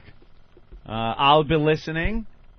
Why, Drew, why? Opie and Anthony are scumbags. That's from Triaxis. All my good friends are scumbags. Yeah, some of the best people I know are scumbags. Yeah. We're doing some fine radio over here. Absolutely. This guy remembers us from AAF. A lot of people are commenting on the fact that they didn't even know we were still on. Yeah, you know what? That happened the last time I did it, too, actually. Mm-hmm. We've been talking about that. It was wild. People were like, oh, my God, they're on the air somewhere, anywhere. I was like, yeah, man, check it out. Let's see. The faker... Opie and Anthony suck balls. They're terrible. .com, actually. It probably exists. That's good. Here's a nice picture of Norton and Patrice. Patrice is just a huge man, isn't he? He's just awful. That's before he snatched me out of a train car. That's a whole lot of lame for one show. That's what somebody's saying there. Uncle Sam. I got one, Anthony, from Prozac. Drew, don't grab Opie's food. He'll kick you in the liver. Hey, we're getting trashed pretty good. Yeah. All right. They're just waking up. They got to get rolling first. A couple cups of coffee, they'll be really trashing you. And this guy's, I'm not kidding. Sirius didn't go out of business yet. I think are you thinking we're on Sirius? Yeah, really so. Oh my God! The best thing is when people bash you and their bash is completely wrong. Yeah. And they don't realize. The only annoying thing about that is they don't realize how stupid they're coming off. I got one, Anthony. Yeah. From Zipster. Who the heck are Opie and Anthony? There you go. Fair enough. Fair enough. Actually, that's a red state, blue state thing right there. I don't know. Who's Drew? That's very funny. All right. And nice. A lot of people. They replay it all day. That guy's familiar with the show. Very good. And then people bashing you and telling us that we should bash you because I guess you're going to Sirius after this. Yes, actually. So I'm going everywhere, man. They're like, dude, why the fuck are you having him on? He's going on. I'm a media whore, man. Yeah. I'll go on anybody's show. Yeah, let's bash him because he wants to promote his product. Yeah. That's right. You suck. You suck for wanting to get the widest audience possible. Idiot. Take his laptop and smash it before he leaves here. I don't know if you could. This thing's like... I know. That is a nice one. I was thinking about getting that one. Yeah, it's the way to go, too. The best part about these things, it's a Dell XPS, because obviously people can't see it on the radio. Yeah. The best part about it is, aside from the fact that it weighs 20 pounds and will burn your legs if you have it on for more than 30 minutes, is that when you order it off of Dell, it's the only computer they've got that has a none of the above option. Like, what kind of jukebox software do you want? None of the above. What kind of virus scan do you want? None of the above. You can get all that crap taken off of there. Yeah. That's why I got it. I don't play many computer games, but just to get a stripped down, no nonsense computer. That got a very good write-up as far as gaming goes for a laptop, because it's very hard to game on a laptop, and usually you can't make it 10 steps with a first-person shooter before the battery goes dead. Yeah, but battery life this is has really a good problem. Yeah, no, actually, no, it's not. Yeah, I picked really up the other one, the multimedia one. Oh, with yeah. the big 17-inch screen. Yeah, they're and good. Stuff. So I picked up that Dell about a couple of months ago, and that's pretty good for gaming, too. Yeah, battery life on this is about half an hour, I think. The good half news an hour is you're playing games? Yeah, I got the extra battery, the heavy-duty one, that lasts for like 5 hours playing DVDs and stuff. That's cool. I haven't tried a game with it because that's usually the battery killer. Yep. But I heard the XPS is pretty good. A lot of shit in there, Jimmy. Well, the gerbil goes in here to spin the wheel to power the thing. It runs around. Yeah, exactly. So and then the beer is over here, and there's a fridge on the other side. See, Jimmy, that laptop is used for a little more than just perusing pornography and jacking off. That actually, you can edit video on it. Take over third world countries. Yeah. You know, the usual. That's like what you would see in an action movie. Yeah, exactly. Popping open. Yeah, Schwarzenegger would be, and then pound somebody over the head with it. And Right, knock 'em and then out. you could clock them over the head and still use it. Exactly. That is a heavy-duty one. Or, you know, if you got to anchor your ship, you can just throw it over. Throw it over, connect it to a chain. You're not Right, going yeah. anywhere. And now, why do you have that? Do you have to be in constant contact with your site? No, actually, but it helps because while we're doing the show, if I'm connected, I can actually watch the stuff as it rolls in. So occasionally something will happen, it'll just pop up. You're like, oh my god, look at that. So I hear you. Well, we go to FARC, as do a lot of people. A lot of people don't say they go to FARC radio shows. a lot of them don't. They don't say, Yeah, but they take the headlines right off of the. Well, for the site. newbies, you should just explain FARC.com first Sure. of all. Basically, it's a website where we get 2,000 news articles submitted a day and just kind of roll through them all and find the stuff that's funny or interesting or both or sometimes neither, and then put them up on a website for people to check out.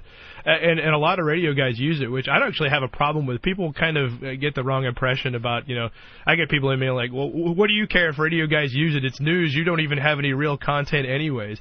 And it isn't that. That doesn't bother me a bit. You're making a lot of the guys' jobs a lot easier. So at the least, they should be giving you plugs. And that's it, basically. It's kind of like, look, I have a buddy who I knew since back in the mid-'90s who does morning radio out in Georgetown, Kentucky, of all places, and he gets up an hour later now as a result. And it's just one of those things, just kind of common courtesy, I'll always, if I grab a story off, I'll always say this is from FARC, and I'll tell the story. To give it a quick plug it's no big it's no big deal. And see, that stuff isn't really the trouble. The trouble is where, and this comes in all the time on the feed, whenever, well, I shouldn't say whenever this happens, but usually, like, we have readers in every market, like, across the globe, mostly in Canada and the U.S. We're talking, like, most English-speaking countries and Sweden, which I guess is technically an English-speaking country now.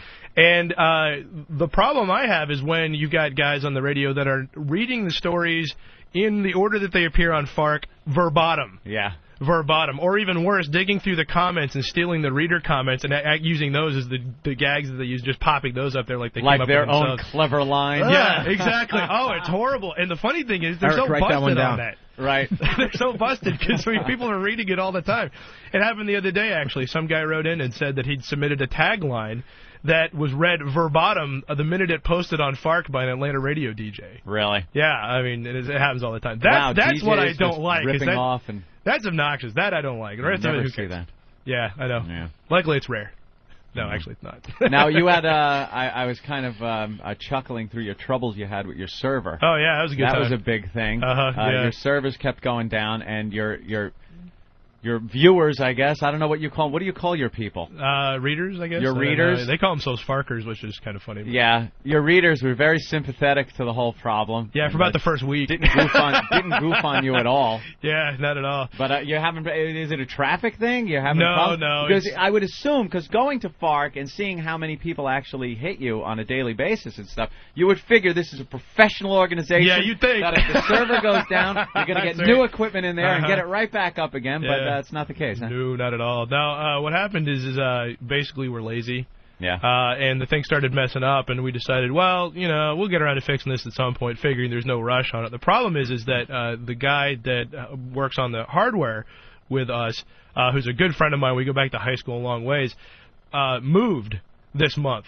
And this is how professional the organization is being exactly. run. He moved, and so in the process of all this moving, I mean, that's extra stress, too much to do with. So he's like, he's just like, I'll get in a couple of weeks. And in the meantime, I'm like, okay. And on top of that, though, what was worse was that it was going on long enough to where people in the tech community, like high up guys, like who names I've actually never heard of before, but cool guys like Bill Paul, who runs a FreeBSD operating system, whatever. I'm probably going too far on this, but yeah. The upshot of it is that like literally like deep tech head guys started emailing us and asking us what was going on, and my hardware guy got interested in talking to these guys, and so rather than say let's just chuck this server and put a new one in, they wanted to figure out exactly what was wrong. God. So that's what took forever. Exactly, yeah. So basically, after diagnosing everything under the sun, something's bad on the motherboard. Just replace. That's it. Yeah, seriously. Like what we should have done is just toss the thing out the window and go. It's not a very powerful machine we're running this thing on. Yeah. Yeah. I mean, we bought it 4 years ago. We're still using the same thing. So it's thing. ancient machinery. Yeah, basically. It does the job, though. I mean, no point in replacing it if we don't have to. But now, as far as the website name, I heard you're an egomaniac. Why is it Drew Curtis's Fark.com. That's actually an interesting question. That was a bit of advice given to me by a Farker from New York City, actually, a woman by the name of Paulette Cooper, who in the 1970s was the first person to fight Scientology openly and ended up paying for that with a decade of lawsuits. She still lives. She's a fascinating woman. She is amazing, just absolutely hardcore. Her husband was president of Lifetime TV at one point and has been in the industry for a while. Ugh. And what an emasculated man he must be. Lifetime. Yeah, but you know what though? I mean, he got a sweet deal out of that. Stunning performance by Marky Post. Oh no, the Seriously, guy's man. gonna beat the woman again. I'd have clawed my eyes out myself, but that was the one piece of advice they said. They said that someday you're not going to be doing this anymore, and you want to be able to go ahead and attach your name to it and just kind of go from there. And it's kind of funny because actually, as a result, the name recognition that kind of popped out has been weird. Like a really good example. I'm walking down the street last night going to dinner, and some guy says, Drew, and I turn around, and it's one of our readers, and I'm like, just recognize me walking down the street. Wow. I don't know that would happen if that wasn't up there. So Yeah, it pisses me off when I go into my favorites, though. I go down and I haven't edited the name yet, and I look for Fark, and then it's like, where is it? Drew. What does Drew say? Drew site. I don't know what the hell that's all about. I just thought it was an egomaniacal thing where No. I want my name on this. Yeah, no, but it's like... Drew Curtis's Earth. See that happening in the future. I own it all. It's mine. That's right. What's coming in today? Anything? You said some good stuff in the last hour or so. Yeah, there's two different goat articles. I got to read those. There's a lot of goat stories on Fark for some reason. Isn't that strange? Goat. Yeah, there's a really cool one that came in from badjocks.com. Ric Flair's son, apparently after a wrestling match, decided to throw down with his opponent, outside. Really? Yeah, so, you think Ric Flair's son would be faking the wrestling, but apparently not. He's actually really doing it, so... That just kind of popped in there. And then there's... did you guys cover this? It came in yesterday. It was an Army recruiter facing investigation because a kid came in to sign up, and he encouraged him to lie and, misstate stuff, and it turned out the kid was doing an investigative reporting thing for his own paper. Yeah. And now he's... not only is it national news, but we just popped it up on the main page, so that's going to be a week of fun for that guy. But, and then, of course, there's the Wacky Mormons. There's a billboard company that started a interesting little stealth campaign where they basically, they made up billboards to look like they were helping the homeless when actually it was a porn site company that was doing it. So if you punch in the URL, it goes to, happysexyteens.com or whatever it is. Yeah, that was always fun. Couldn't happen to a better city than Salt Lake, in my opinion. It's a good time. That was always fun when the kids would go to whitehouse.com. And that was on site. Remember that Whitehouse.org a while back. Yeah. On a porn site. I ended up seeing when I was working. I worked for state government when I was right out of college, and at one point it was like 1995, and of course what is the interweb? How do you use it? And some guy had written a little piece on it.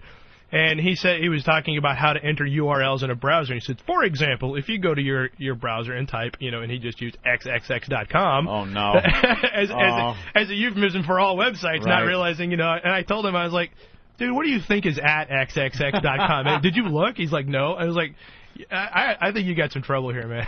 It could Welcome be pretty to bad. a popular variable site. No, that ain't it. That's not the one. Don't do that. How did you pull variable out? I know. Who forget Aristotle, Socrates? Here comes Professor Anthony. He knows a little bit about everything, Drew. I very try. good. He amazes us every day, Anthony. Excellent. Now, not only a bevy of news stories and knowledge, but chicks. Oh, chicks to boot on Fark. That's a good time. We've actually had a problem with that recently, too. Why is that? It's actually nice to be able to talk about this, because I get complaints all the time about, where are the links to the boobies? You're not putting enough up. Well, the reason is because lately we've been having problems with bait and switch. We just picking these at random. People send these things in, and we check them out, and they look good, and we post them. That's basically how it goes. What's been happening lately is we'll have a link come in. It looks really good. Pop it up there, and in about 15 minutes, they've noticed the traffic coming in, and they've switched it. So anything you click on launches 30 pop-ups, takes over your browser, crashes your email, et cetera, and we have to wipe it out again. And we're having a real hard time finding sites that won't do that now. That show boobies. Obviously, it's the porno ones. It's not like CNN doing that. Hey, look, a lot of traffic. Let's some pop-ups on this guy. That's right. Yeah. goddamn porn sites. You can't find any that are reputable. Yeah, just a bunch of good guys that really understand. Aren't there any upstanding porn site operators out there? There's got to be one or two, surely. I've gotten that on instant feedback and even on a Whackbag, the message board, where they tell you, wow, check out this chick. She's so hot. And it's one of those things where you look at the link and go, I know I shouldn't click on this link, but as a man, you just can't resist it. You're like, I'm going to miss out on... Okay, click. Bing, bing, bing, bing, bing. I can't shut up down. I'm trying my Not again. Yeah, pain in the Internet ass. whack-a-mole is what that is. I was wondering what was happening to the boobies. Yeah, that's basically it. Is a problem where we're having some difficulty. So. And then people hooking up, I guess. Also, you got like a. Actually, apparently, yeah. I mean, that is like like cell service, but it's amazing the number of like relationships and stuff that have popped up. There's at least 3 FARC babies that I know of. Really? Yeah, from people that met on the website. It's bizarre. That's got to be kind of odd for you, you know? Yeah, it is. It's really like weird. You being the thing that brought these people together, and then they're having kids, and they wouldn't be there if it wasn't for you. It's scary, man. We got something in common with Drew. The same thing is happening with some of our message boards. People that met and got married. It's really weird. Yeah, but it's a little more frightening on our site. You don't want our people reproducing that's at true. all. That's so true. Oh, mutants. Yeah. Mutants. Have you had to deal on a personal level, like actually physical contact with fans? Oh, yeah. In fact, we set up parties all the time. Yeah, I've seen that, too. They got FARC parties that take place all over the country. We have the coolest people that read the website. It's amazing. And it's fun because I have a lot of radio friends, and I heard you guys talking earlier about, people stalking and whatnot, and also a couple, other folks that have had some celebrity at points in their lives. And it's really, really interesting to be able to compare the people that they deal with to the people that show up at these FARC events, because we get, normal people showing up. Some of the people on FARC actually think that it's just a bunch of guys living in their basements, but it's not. In fact, easily over half of them are doing stuff that's not technical at all.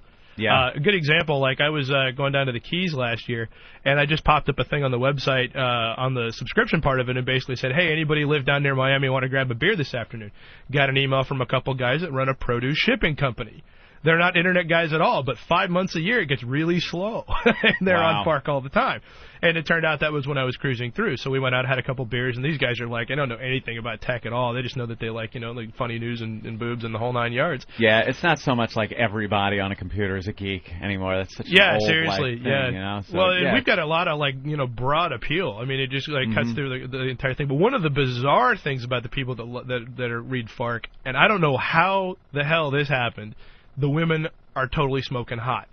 Yeah, we've seen pictures of the girls, which doesn't make any sense. No, not at all. Computer chicks aren't supposed to be hot. No, they shouldn't be. But, I just basically, I'll be at this bar showing up, and you're just like, man, what is going on here? Why is this? Could you send them to our sites, please? Dude, we do these appearances. It's nothing but guys and, just 4 girls. Fest. Yeah. The worst. Horrible. Can we do some trading? You could have some of our whack baggers, and we'll take some of your hot chicks. Balance it out a little bit. I also love the Photoshop thing. That's it's a lot of fun. I didn't know that you did the Photoshop until we were talking the last time I was on. I was like, wow, man, that's fantastic. And I checked back and you enter the contest all the time. Yeah, all the time. I love it's just a lot of fun. Some of them are, you could be creative, and you guys post pictures, and you got to just fuck with them. You throw shit in, you take stuff out. Yeah, some of the guys are real artistic with them, and some are just blatantly pornographic and hysterically funny. And but I noticed a couple of these common threads and factors and little things that are in there that I want to ask you about. Yeah. The squirrel with the giant balls. Yes, everybody wants to know about that. Why is this in 90% of these Photoshop things? The reason is because back in '97 when I reserved the domain name because it was just available, I figured I might be able to use this some point for something. And but I had nothing to put up on the site at the time. And back in 1997, the best thing you could do with an internet site would be, hi, my name's Larry, and I got a dog and 3 kids. And I think CNN's a good website. You should check it out. Here's a link. Yeah, exactly. That's all you can do, basically. Here's my link section, my pictures. Yeah, exactly. And they're still out there, too. Yeah. I mean, and so that was all you could do, and I was like, I'm not doing that. That's dumb. Yeah. So I said, well, I'll just hold on to this until I come up with a good idea for a website. And it took 18 months. But in the meantime, that same day that I registered it, one of my friends, everybody's got the friend that's like, they've got the funny pictures, oh, check this out, or the grandparents, which is usually the worst, sending you the stuff that they find all the time. And it ended up being the case that that picture was sent to me that day, and it was something like, man, check out the nuts on this squirrel. You're like, it's pretty good. Well, that showed up, and I was like, oh, that's a good thing to put on the website. Yeah. So I did. That went up on the website, and for the first 18 months that site existed, that's what you found when you went there. So that is like one of those things. It's probably the oldest picture that has been on FARC. So yes, that's it why is it's actually used all the time. And what's funny is that I have since come into contact with the guy that took that picture. Really? And it's a real picture. It's Get not outta here. Photoshopped. It's not Yeah, it's Photoshopped? real. Yeah, it is. Why would that squirrel have huge nuts? The squirrel's balls, dude, they're huge. Yeah. I've seen that picture. It's many times. hysterical. Yeah. Yeah, it's not Photoshopped. That's honest to God a real picture, and I've talked to the guy that did it, and he's a real laid-back guy because I talked to him. Not finally Bernie after. Getz, is it? No, not as far as I know, anyways. Friend of squirrels. Yeah, exactly, because Getz isn't all that laid back. But anyways, I talked to him, and he's I asked him, can we license this from you? And he said, you know what? He's like, go ahead and you guys can use it. That's fine. He's like, just give me a link whenever you put it up. And in fact, if you check our frequently asked questions and see the picture, you click on it, it goes to his site. And he said, yeah, just go ahead and do it. It's no big deal. And but then I was talking to him. I said, so, what's it like being a really cool photographer? And he's like, yeah, he's like, that's one thing I've been meaning to talk to you about. He says, I've been in the business 30 years. I've taken over 100,000 shots. And the one picture in my entire career that everybody's seen is that squirrel with the giant nuts. He's like, that's the most humbling thing I think that could ever happen to a guy. That's his flag being hoisted on Iwo Jima. That's right. Can you imagine, in a bar trying to pick up chicks, what do you do? I'm a photographer, really. What have you taken? Well. You ever seen that picture of the squirrel with the giant nuts? Have you seen the giant Why, ball squirrel? yes. Then there's the thing that always makes it onto Photoshop is the Star Wars character. It's a trap. Yeah, Akbar. Yeah, that one's always on there. I don't know when that generated, but what was amusing was I didn't start that one, but that's been one of my jokes for a long time. Really? I cannot take credit for that being on FARC, but it's one of those things where when you watch Return of the Jedi, and you guys may have noticed this, and they show up outside the Death Star, and here's Akbar, the guy running the entire Rebel fleet, and from the moment they're there, he's like, "Look, get out of here! Let's run away!" And Lando Calrissian's like, "No, we've got to stay and fight." He's like, "Okay," and then 5 minutes later, "We've got to retreat! Run! It's a trap! It's a trap! Get out of here!" And it's like, God, how did that guy end up being in charge of the Rebel fleet? Seriously. I mean, what other battles did he show up at the, there's sixth graders here with cookies. Run, get out of here. It's a trap. Head for the hills. That makes it on there all the time. Hysterical. The moshing chick. The scary moshing chick is very funny. Yeah, those are ones that just kind of popped up because they were just so ludicrous in previous Photoshops. Yeah. That they said, like, one of the other favorite ones is the Mustard Man, the guy that's standing in, like, a little closet with his hand in a mustard. That guy is actually a stand-up comedian in Toronto that was just taking that picture as a joke. And it ends up ended up being on used. FARC, and now he's like famous, and like he's actually the guy that sets up the Toronto FARC parties.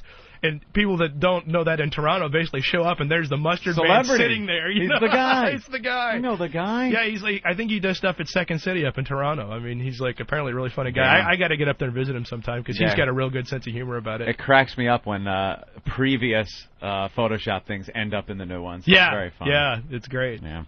No, we Can I ask, what is the mustard guy thing? I'm not familiar with that picture. He's basically it's a guy standing in I think it's a server room, and he's kind of a heavy-set guy, and he's looking like the door just opened and he's been caught, and he's got his hand in like one of those industrial vats of mustard.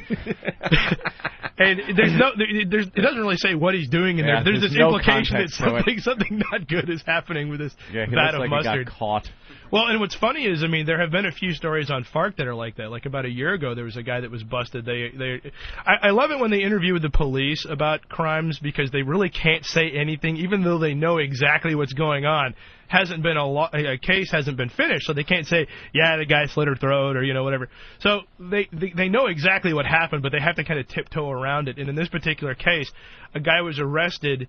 The hotel called him up because they needed the police up to get this guy out of there. And they go in there and they knock on the door and they open it up, and the room, the furniture, and the guy are covered with Vaseline. The whole room, like no square inch unturned. There's like 16 gallons of empty Vaseline jars sitting on the floor. And so, so during the press conference, the police are just like, they can't say anything. I mean, all they can just say is, you figure it out. Yeah, exactly. How do you comment on that one? Yeah, seriously. And since then, I mean, there's been a guy that did that with nacho cheese. Covered Jell-O? himself in nacho cheese? Yeah, himself in the hotel room. I guess it's a thing. There's probably a website, for this kind of thing. I'm sure there is. There's a website. There's an internet community for people that like to smear themselves with food products. It's called douchebags.com. Exactly, yeah. So it comes up all the time. I want to thank you. Yeah. And enlightening us once again. Yeah. Fark.com. Why the name Not a Fark? problem. I'm not familiar with why that name. Mostly because it was something that, well, it's euphemism for fuck. I guess I can say that on this show, Sure. right? Well, now that I've said it, can I say that word? Fucky, fuck, Great. fuck. Okay, great. Feel free. Looks like it. But, and it was available, and at the time, 4-letter domain names were being snapped up like crazy, and so we just went ahead and grabbed it because it was available. You have offers, people wanting to buy the site? Yeah, actually, I had a guy offer me $40,000 once. 40G? Yeah, 40 Get more grand. than that. I was like, wow, man, 40,000. I mean, I'd like to have $40,000, but yeah. Now you get more than that, though. Having a lot more fun doing it. So sure. I'm just waiting for the inevitable lawsuit that we're going to get from somebody doing something. You think? We have people harassing us all the time over Photoshop stuff, actually. Really? Yeah, we get cease and desist about once every couple of weeks. It's basically photographers that are, really upset that we're, bastardizing their creations or something. Or Every photographer's looking, is it my picture today? Yeah. I hope Fark does it. It's like fire off a cease and desist. Yeah, that's right. They just don't know the law. They don't know that they've got no leg to stand on. But, my method for dealing with any kind of cease and desist is delete. I wait till something shows up in the mail in hard copy. And at that point, now it's serious, and we got to go from there. I'm actually dealing with one from a large company that has absolutely no business threatening us with anything because we've helped them out so much. But I think what it is companies that have intellectual property have attorneys that defend it. Mm-hmm. And having been on the receiving end of so many of these for so long, it looks to me like these law firms spend a lot of time combing the internet and finding stuff, and then will send cease and desist without ever contacting the company that owns it first. Oh, right. And I think this is what's going on. And so it's one of those things where it's a matter of time before it gets back to corporate. And I can't imagine that meeting where they're going to, you did what? Yeah, like to the company who? guy would be like, what are you thinking? You're idiots. Well, no, I mean, because we've helped them out a lot. And the fact that they're harassing the hell out of it. So I'm not going to say who it is because if it ends nicely, then, no big deal. But if it doesn't, then you gotta let us if know. it doesn't end nicely, oh, hell yeah, I'll be back in like 2 weeks. Then you must let us know. Oh, yes, I will. All right, we're going to take a break, Hope? Yeah, we should take a break. Drew Curtis, always a pleasure. Fark.com, of course. Cheers, guys. A lot of Appreciate fun. Go to Fark.com and follow along with what we feed you as far as news is concerned. Will do, man. All right. What kind of a show are you guys putting on here today? Welcome to Radio Free America. America's ready. I'm ready. I mean, I want a million voices crying out in the wilderness. Jesus, let's get serious. Now, take a deep cleansing breath. And begin. Fix it. Guess who's back? I'm over here now. Back again. Nice head, Dick. Bag it. Guess who's back? Oh, man! Back again. I don't believe it! Stupid! You're so stupid! Guess who's back? Guess who's back? Back again. Guess who's back? Tell her friend. Turn it off. Guess who's back? Guess who's back? Guess who's back? Turn it off!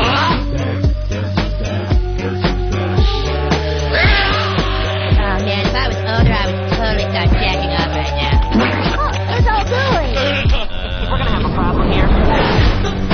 Top of me, so everybody just follow me, 'cause we need a little hands in there, 'cause it feels so good without me. I said this looks like a top of me, so everybody just follow me, 'cause we need a little hands in there, 'cause it feels so good without me. Okay, cut. All right, here we go. Hold your ears, folks. It's showtime. The Opie and Anthony Show.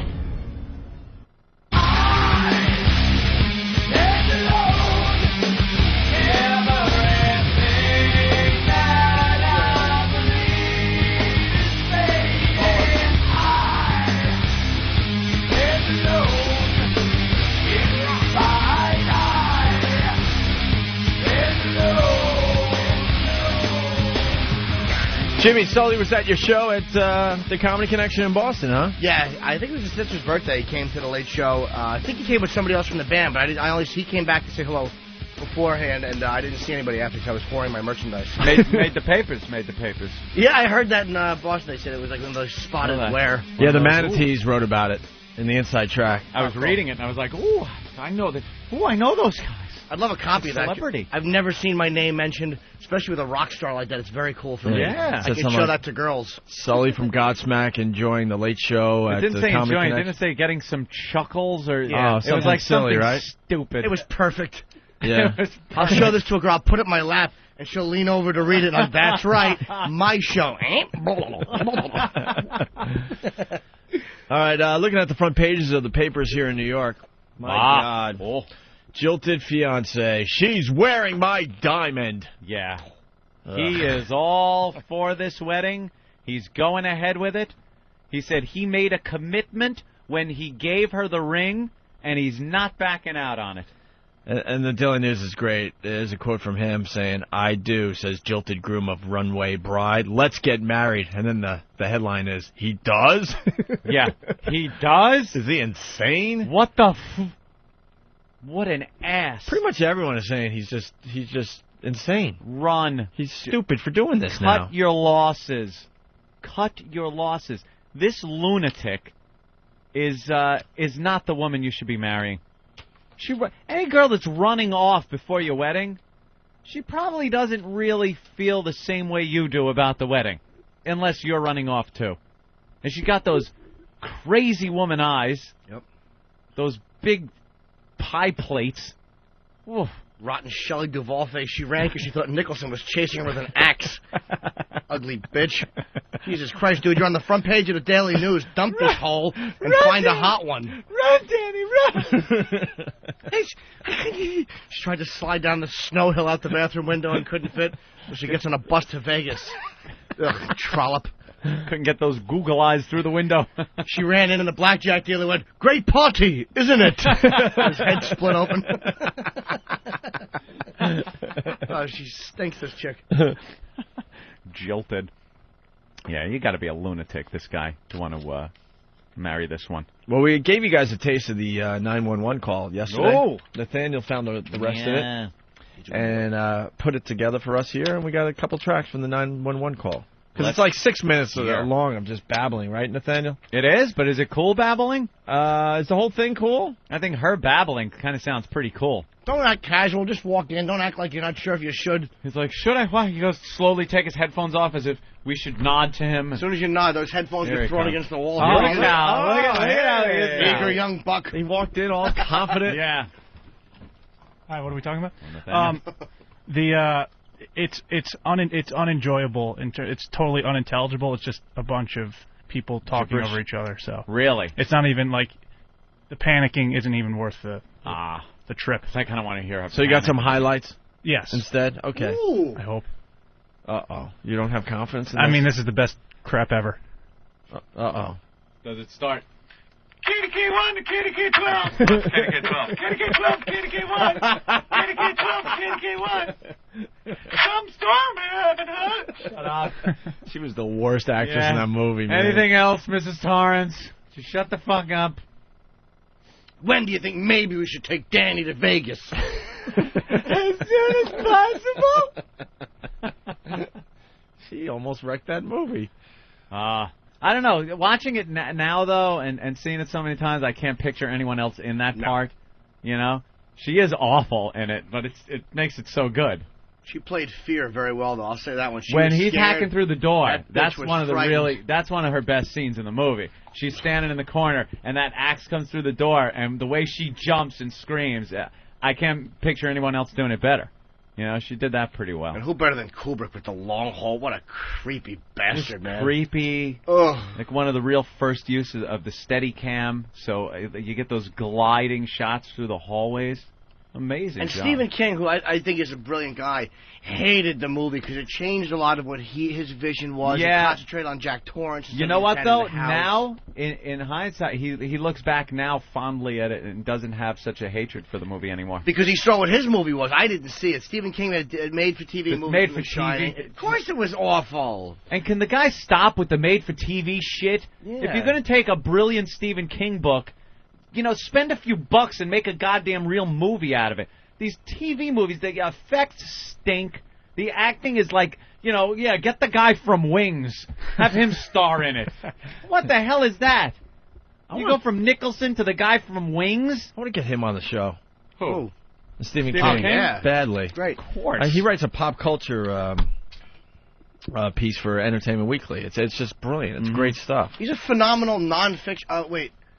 He's a phenomenal nonfiction writer too. Like when he Yeah. wants to just write about something interesting. He is a brilliant guy, man. Well, of course, this year the whole Red Sox thing. Of course. He wrote that, and I hate the fact that it wound up with a storybook ending for him.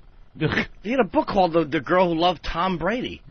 Tom Brady? What was his name? That's funny. Isn't that Ben, the girl that loved Tom Brady? Wait, what was the name? Oh, Tom Gordon. I'm sorry, Right, not Tom Tom Gordon. Brady. Tom Gordon. Tom, the girl loved Tom Brady. Don't Who call doesn't? Kevin. Girl who did coke with Tom Brady. Let's go back to the story at hand and talk to Sherman in Atlanta. Sherman. Hey guys. Hey. This runaway fiance thing's really blowing up down here, of course. And last night, Sean Hannity had a TMJ session with the man involved, which is TMJ means too much Jesus, and they're in love with each other. And this guy says they've never had sex. He's a virgin. He's never slept with this chick, and they live together. See, I'm thinking if he was still going to go through with the marriage, that the sex must be just unbelievable. No, he's never had it. He spent so much time and money waiting to fuck this chick that he's got to go back. Oh, he's lost his mind. He's like, yeah, I want to marry her because he just needs the pussy real bad. Listen, you've got to get the Sean Hannity interview and play some of this. It What- is a love fest. Sherman, What an guess what amazing coincidence. Guess what I have in my hand? Oh. Thank you, Nathaniel. Thank you. I'm punching out. All right. Sam's a good boy. Well, let's start with the 911 call here. Someone's commenting on Nathaniel walking confidently into the studio. Numb Teeth says Scatman walked into the Overlook really confidently, too. That's true. So Nathaniel I guess you poked better- his head in. Is anybody home? I hated that scene, too. He comes all the way up from Miami. All the way from that hot room with the nude women on the wall. Rotten black toes just staring at the television. Yeah. With the big afro naked women on his walls. And I'm thinking, there's going to be a nice scene happening. He's spending all this time to get back up there and using that tractor, that snow tractor crap. The snowcat. The snowcat. Can you drive a car? And you can drive a snowcat. And then he finally gets there and... He didn't have his coat off. I know. He got an axe through the coat. But it took like 20 minutes of the movie. 20 minutes of the movie of him getting back up there. The drive, the airport. So I'm thinking the conversation's got to be a little better. He's going to die, but Jesus. My God, nothing. But, dude, Nicholson popping out from behind that thing and going, oh! And he buries the axe, and he hits him so hard, he does like a skip on his right foot, like the momentum carried him. He buried that axe. Fucking Scatman's friend Larry gets him the snowcat. Good old Larry. Good old Larry. Good old Larry. There's a heck of a storm. You can say storm properly. That's all right. What the hell's wrong There's with a him? storm going on. It's That fine. annoyed me. Storm. Why? Steve from Connecticut. You tried young. Hey. Yes? Steve. You smell a movie deal on this whole runaway bride thing? Of course. Yep. Of Absolutely. course. Maybe the husband does, too. Maybe he's not stupid. Nah. That's what the whole thing's set up. I don't think that. You're giving him too much credit. I think the other guy's right. This is like a virgin, and he's in love with her because he wants to have the sex. Not in like a, God, I got to hit that, but a kind of, he's so deeply in love and wants the sex and the marriage, and it's already all together. His family, the church is a big thing in their town and with them. Fast forward a couple of years, this marriage is going to be a disaster. Done. She'll be back in Vegas. Just sucking it. Carrying her body parts around like Henry Lee Lucas. Little Adidas bag. All right, here we go. Some clips from the 911 call. Did they hurt you in any way, Jennifer? Do you need any medical attention? No, they didn't hurt me. Okay, well, what happened? I'm talking to him right now. What happened? I was kidnapped from Atlanta, Georgia. I don't know. My parents said it's been on the news. I don't know. I'd be like, wow, that's you? Cool. Like the 911 operator's like, oh, you're famous. Yeah. I've seen your bubble-eyed pictures. She's a kook. What happened? I don't know. I went to read his book. It was 500 pages of the same shit. I got nervous. Another brilliant scene, by the way. Oh, my God. How do you like it? That's when he comes out and asks her, how do you like it? When she discovered that was brilliant. You realize this kook he's been a problem since he got there. Yeah. That's the novel he's working on. Love it. All different patterns. I know, that's the best part of that. It was just like... Someone actually typed all those up, too. Saw it on the DVD. Yeah. It wasn't, in the older days, computers and stuff like that. Somebody actually typed all of those out.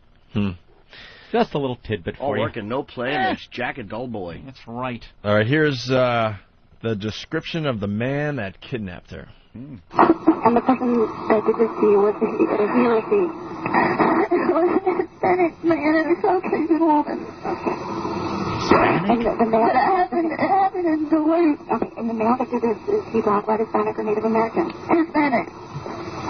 About how old? I would say in their 40s, maybe. How old was he? I don't know. It was about 5.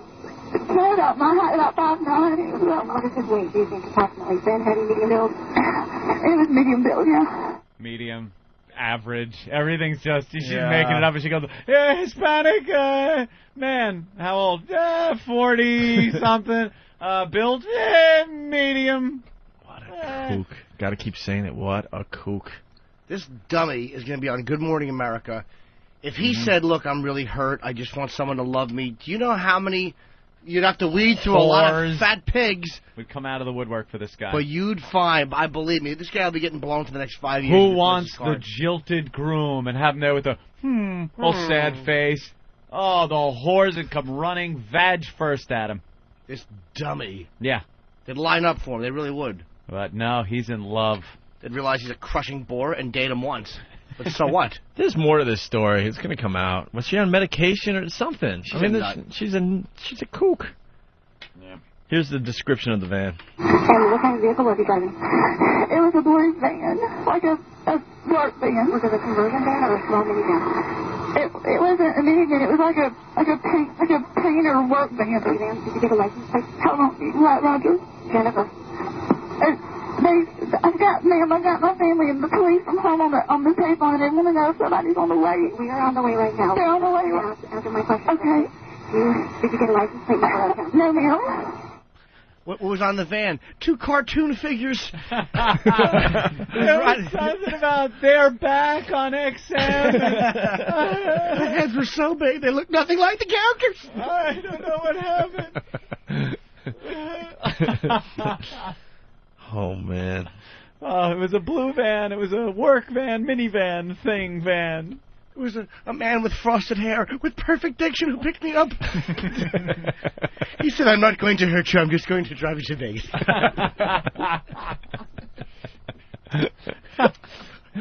I tried to email, but I couldn't navigate his computer.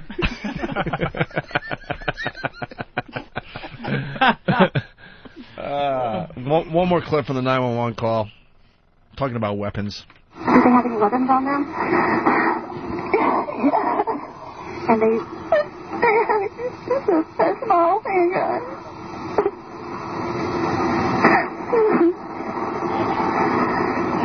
Do you know if the handgun was real? Yes. That was hard to understand. Says she had a handgun. Yeah, guy had a small handgun. All right. Small handgun. How bad do you want to see Tyson just bare fist her once in the mouth? Oh, would that be great? Just a roundhouse and into she her goes lying down. mouth.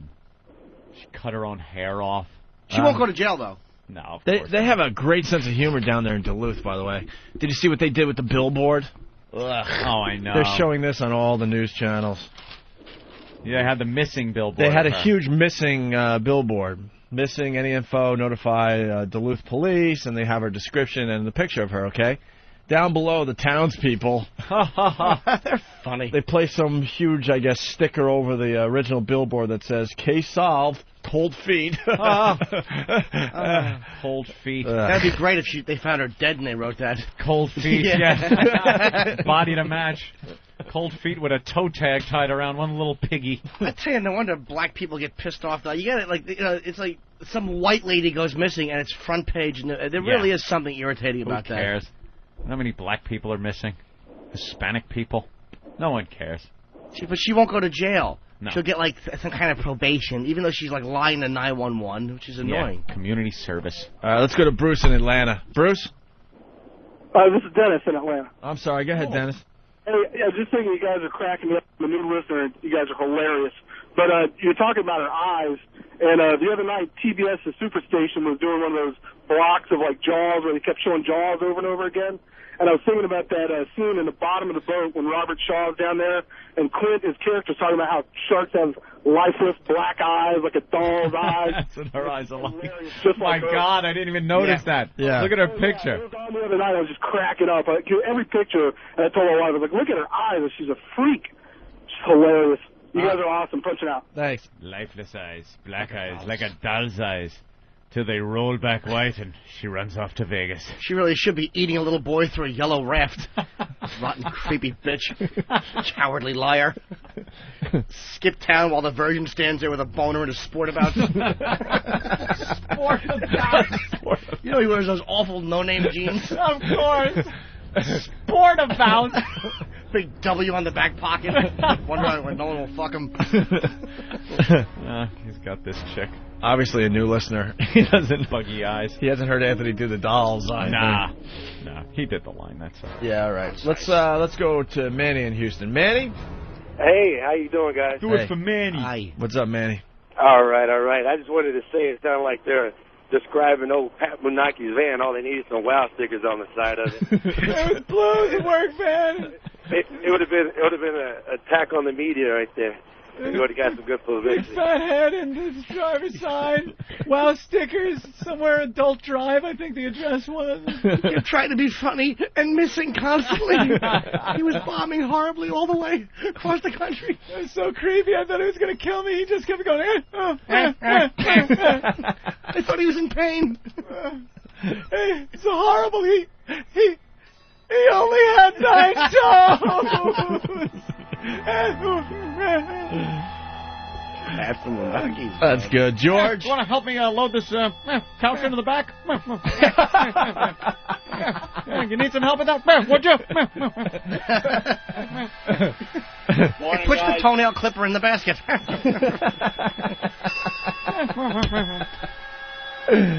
You're about a size 14 in contact lenses?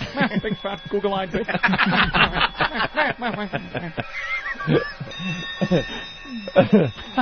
Hey, George, how are you today?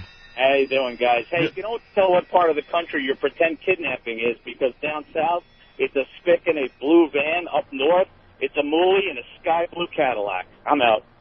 He's out. Huh? What? I don't know. Let's go to... Hold on. Is this the Shining music? Yeah. You guys got to get the theme from The Shining. It's the greatest. Yeah. Because this doesn't say Shining. But you know what says Shining? Bomb, bomb, bomb. I'll do the whole thing. Yeah. That music. The opening music. And I do know what it's called, but I can't remember. It's got to be online somewhere. Yeah, that creepy thing they did when they showed the days of the week that were going by. Tuesday. It's how could a day of the week scare the piss out of you? Only Kubrick could pull that off. Yeah. He's some psychopath staring at a little hedge maze model, and then it just goes Tuesday, and you're like, I shit my pants. I shit my pants. My God, it's Tuesday. I made poopies. Make a helicopter shot of a Volkswagen creepy. That whole drive scene. Oh, my God. Best opening ever. Yeah, without a doubt. The music, that theme music, all of it just says isolation better than anything. Yep. He had that, and it just made you feel isolated going up that awful... Mm-hmm. My wife's a confirmed horror movie buff. You got it? Okay. Is this it? Saw it on the television. Oh, yeah, here it is. Yeah. Pretty creepy. I just hated the setup to the movie. I get it. It's a very lonely place in the winter. You know? And then the guy has to sit him down and tell him the story about Grady. Yeah. Right. Chopping his family up. We get it. It's going to be very, very lonely. Yeah. And isolated. The roads closed in the winter. We get it. Get to the story. But I love when he's talking to Grady, and he goes, you chopped your wife and daughters up, and then you blew your brains out. Like this, like, aha, I got you. like you killed yourself. Got you, fella. Like you caught him in a little lie. A little white lie. Grady changes from that whole subservient guy to the guy, you better fucking kill your wife, asshole. And he's like, a lot of us think you haven't the belly for it. Yeah. And he's in the storage room going, well, just let me out, Mr. Grady. Like, I'm sorry I let you down. I didn't axe my wife and son, who've done nothing, but I'll take care of it. A very willful young boy, if I may be so bold. Rather naughty. He is a willful boy. Needs a talking to, perhaps a bit more. When a firm scolding doesn't work, just pick up an axe and bury it in your son. Old Delbert with Old Delbert spare the rod, spoil the child advice. Perhaps he needs to be murdered with an axe. My daughter took a book of matches and tried to burn it down. She had to be corrected. Sorry. Let's get Bill Burr in here, by the way. Corrected. And his wife tried to stop him from doing his duty. His duty. So she had to be corrected. What are you doing to the children? As he's hitting them with an axe, he probably brought her over. Well, now. Should have went with the program. You're not a team player, Mrs. Grady. How long was Bill waiting outside? Oh, at least 4 minutes. At least 4 minutes. For the guy to sit out there. I'm going to apologize to him personally for waiting 4 whole minutes. I didn't even know he was here, actually. Opie has he was to actually be hiding. Corrected. Usually they sit in the center seat there so we know who's out there ready to come in. And when he called me fuckface, I felt he had to be corrected. Bill Burr, everyone. Hi, sweetie. Hey, Bill. Gentlemen. How you doing, man? Bill, we're talking about 2 different things at the same time. Yeah, we like to do that every so often. We're talking about The Shining and The Runaway Bride. Oh, totally looks like her. Yeah. It's the Shelley Duvall face. I was watching one of those so-called experts the other day, yesterday, about the whole case. Yeah. And they were talking about the husband. They're like, and I also feel bad for the husband. He was being looked at like something was going on. And then she goes, and he refused to take a lie detector test, which I'm still suspicious about. Wait a second, what? What are you suspicious He about? didn't do anything. Yeah. Fucking idiot. Why would anyone say I'm still suspicious about? Because she's an expert. Yeah. We're so not she looking knows. at it on the levels that she's looking at it. He was demanding, or I guess his lawyer or somebody was saying that he'll take the lie detector test, but he wanted it videotaped, the entire procedure. And the cops are saying, no, we don't do that. We don't videotape lie we detector can't have tests. us slapping you on video. Yeah. So I guess that's what she's suspicious about. Is that still suspicious? I don't think this is the broad. If they did something, he put her to sleep next to a bean pot. She woke up, there was a bunch of webs, they threw that away. What the hell is it? She's back. You know what's going to be great if he waited all this time and he's a virgin and he finally on the wedding night her box stinks. How perfect is that? Perfect. Smells like a cross-country bus. Smells like a Hispanic guy from Vegas. You really got to test out the merchandise before you get married. Of course. I mean, come on. Before you pay for a second Come on. meal. This isn't the 50s anymore. Let's calm down. You test drive a car you get first. you get to Right? test drive a little bit Come on. nowadays. Hey, Brooks in Kentucky, what's up? Hey, dudes, I'm just glad to know that I can ride across America and listen to 2 perverts like you from coast to coast on XM. Thank you. I have a comment about the Runaway Bride. Now, supposedly the groom-to-be was on a show and said they're both virgins. Did I catch that straight? Yeah, we're going to play that audio in a second here. But wait a minute. Wake up. The bitch has been to Vegas for a week. She went cross-country on a scuzz bust.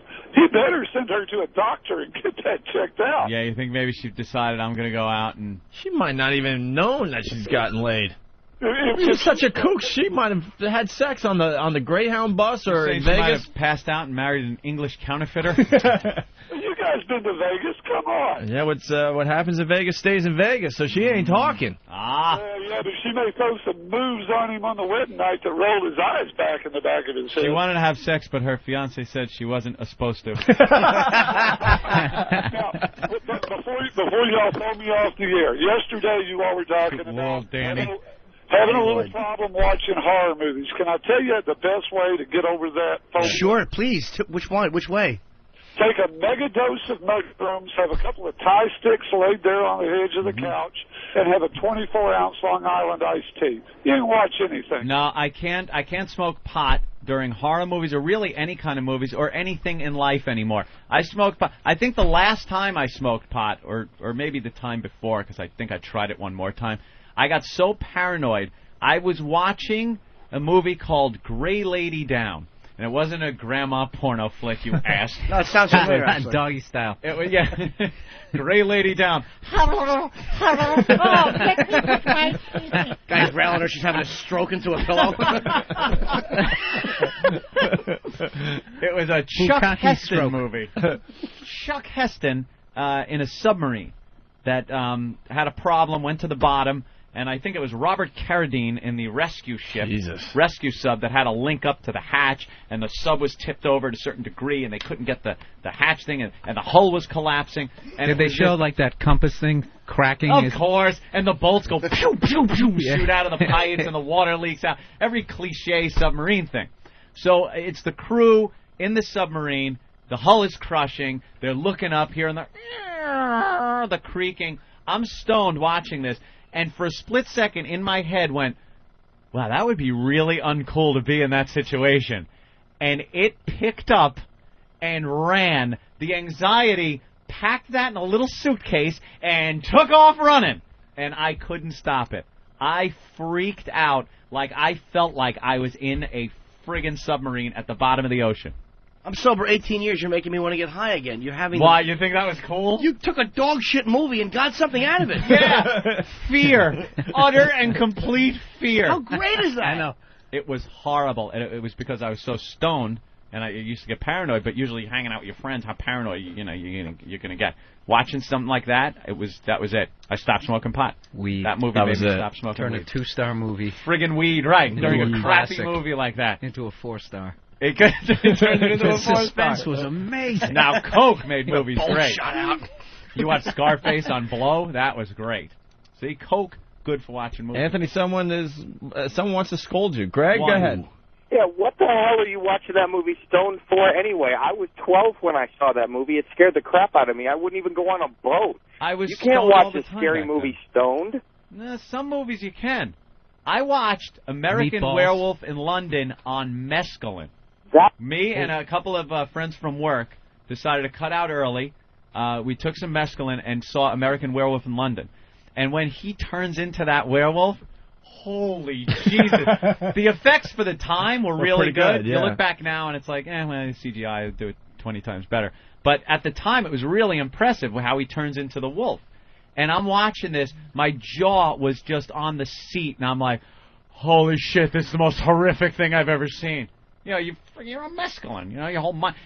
And the effects are good for the time, but your mind is also adding in other effects and kind of making it look better than it is. Filling in the blanks. Yeah, filling in the blanks. Always made me laugh, mescaline. Yeah, well, we were laughing, too. Yeah. Kind of freaked out, though, a little bit, but you were laughing at getting freaked out. Mescaline, very fun drug to take, kids. Yeah, I remember mescaline. Yeah. I enjoyed that very much. That's the one. The colors got so bright. I used to work at Chicago Pizza Pub out on Long Island. On Jericho? Yeah. It was the deep dish pizza place. Yeah, of course. Yeah. Used to work there on about a year and a half on mescaline. At the pizza pies. All the time. Look at the pepperoni. Look at the reds. Me and like 2, 3 other guys would walk. We'd be like just mescaline, doing mescaline. Walk in, and the French fries were under the heat lamp. I remember these things vividly. The French fries were waiting to go out under the heat lamp. They were glowing a yellow that I have since never seen a color yellow this bright in my life. I was stunned at how brightly yellow the French fries were. That's what mescaline is. How long is something like... See, I never had the balls to do something like that. No? Any of those, like, hallucinogens? Mescaline lasts you a few hours, quite a few. Probably 8 hours of really feeling it. Yeah. Not as hallucinogenic, though, as acid. Acid was really scary. No. Mescaline was just kind of like, a little... Colorful. Yeah. Get fun. a few things waving around. Very giggly. Giggly. New kinds of yellow. Yeah. New kinds of bright, vibrant yellows. Discoveries. That was it. And you'd laugh at anything. Let's go to Henry. Hey, man. Ohio checking in. What's up, Henry? I'm doing all right. How about you today? Hi, Henry. We're having fun. Yeah, man. I went and saw Jonathan Livingston Seagull on MDA, which is a great movie, and I just enjoyed it so much. No one cares. Get out of here. What kind of drug is that? MDA is synthetic coke. So then I went and saw Jaws stoned out of my mind and freaked totally fucking out. No one cares. What was the movie about? When Jonathan Livingston Seagull? Yeah. About the Siegel, the Eric Siegel book. It was some hippie book back in the 70s. Let me tell you what a piece of shit that book is. When we were on hiatus, I read a lot of books. I decided to read a lot. Did you read that? I decided to read. I decided. The first scene, man. Oh, the first shut scene up! of the book. Shut up! Get back in your truck and make your delivery. The first scene in this book is a gigantic wave breaking with the damn seagull flying. No, it's not. No, it's not. That's the wrong book. Dude, that's not the book. You're on the wrong book. But anyway, then I went and saw Jaws. That's Charlotte's Web. Jaws just totally freaked me fucking out. Is your finger paralyzed, Opie? I'm just amazed. I'm wondering. By I his see it on the stupidity. mouse. I see the cursor decided- over the button, yet he doesn't press it. I decided to read just a variety of books while we were on hiatus, and I picked up that one because, you know, it's like that hippie book that people talk about. I'm like, what's the big deal with this book, right? It can't be more than 70, 80 pages. Yeah. About 50 of the pages are pictures of seagulls. Ooh. Why? You could read the book in 15 minutes, tops. But it's a thick book. It always reminded me of the a book illustrations are just bad pictures of seagulls. Well, I guess it's bad photographs, black and white photography of seagulls, and that's it. It's a book that like Bill Bixby would have read in that TV series. He was in The Courtship of Eddie's Father. It was like that type of guy would read that back in the 70s. Just an awful, unexciting book for unexciting people. I was more pissed off that I paid this money for this book, and it was mostly, you know, pictures of seagulls. Pictures of black and white wonderful. seagulls. I got to bring the book in. I mean, it's laughable, Ant. And how did they decide to make Thank a you, movie out of that one? Isn't it just a whole dialogue of a it's seagull about from a seagull? It's a seagull that dies and then becomes a higher seagull. He does? Thanks, you ruined it. Kind of like an angel Gonna read that it. helps the other seagulls and.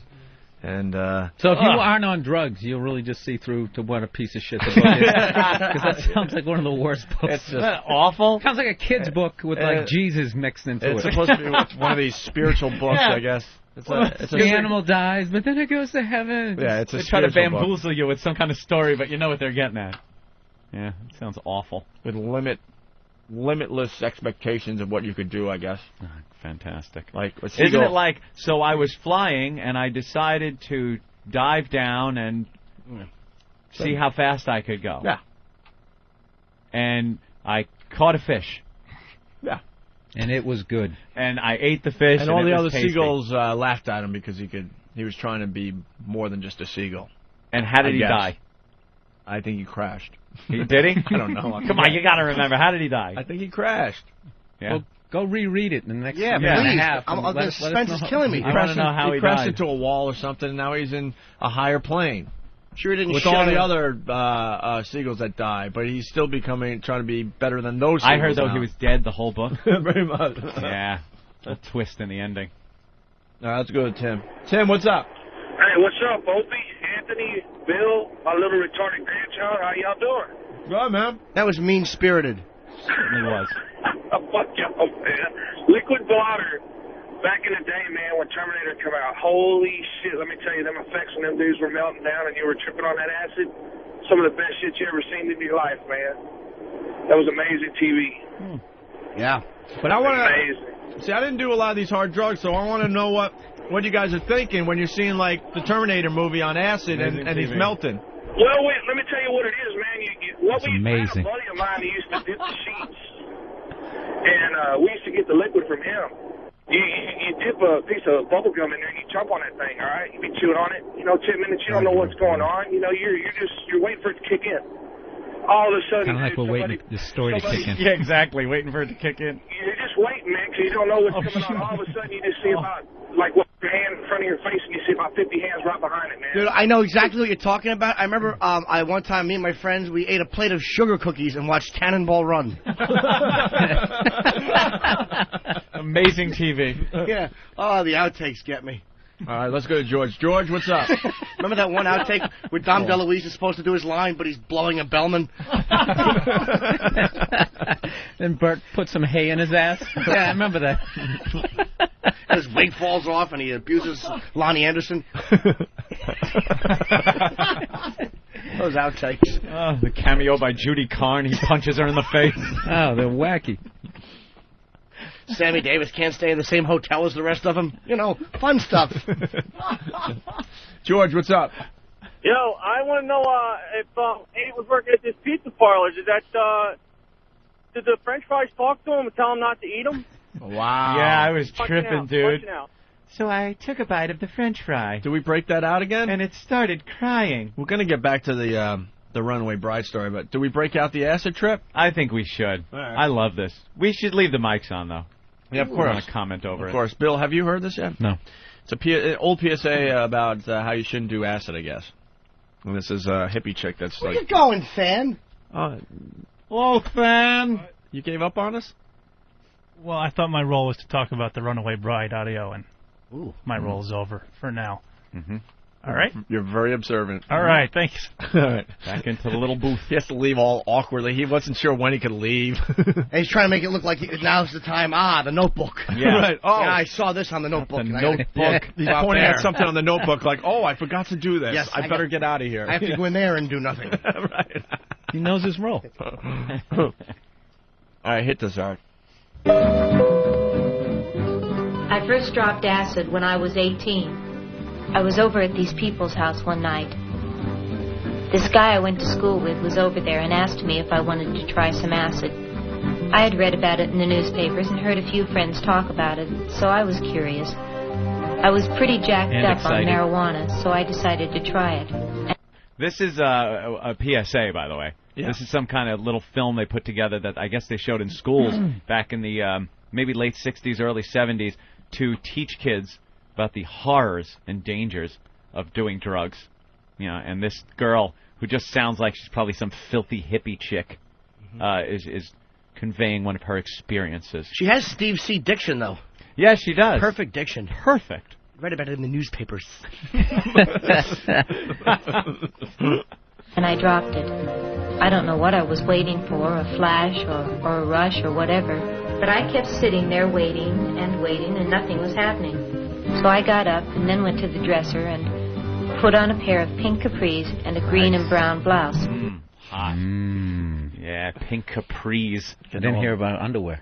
Getting all dollied up. They didn't wear underwear back then. Right, Bill. the Jesus. 70s. Big, nasty muff pushing out the front of those capris, I bet. Let your freak flag fly, bro. Poking through the zipper. Hair's just poking through there. Shaves her awful pussy with a chainsaw. Rotten hippie. Didn't have weed whackers back then. Oh. All right. I thought the colors were beautiful. So we tripped down to Market Street, and Of course she did. Now it's kicking in, right? Good. The music goes, now she got dressed, she took it, she figures nothing's happening, but now the music starts She's to like, tell well, you. that acid's overrated. I might as well go for a walk. Right. Put in the Bela Lugosi music. I put on some Bela Lugosi music and left the house. She sounds a little like Ed Wood. Yeah. I like to wear women's clothing. Bella? Perfect. You know this I voice. decided Perfect. This voiceover is part of her her community service. Yeah, exactly. So we tripped down to Market Street, and I decided to buy a hot dog.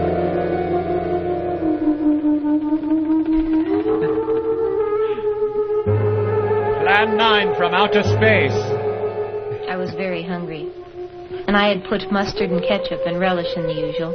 And I put the hot dog up to my mouth, and somebody started screaming.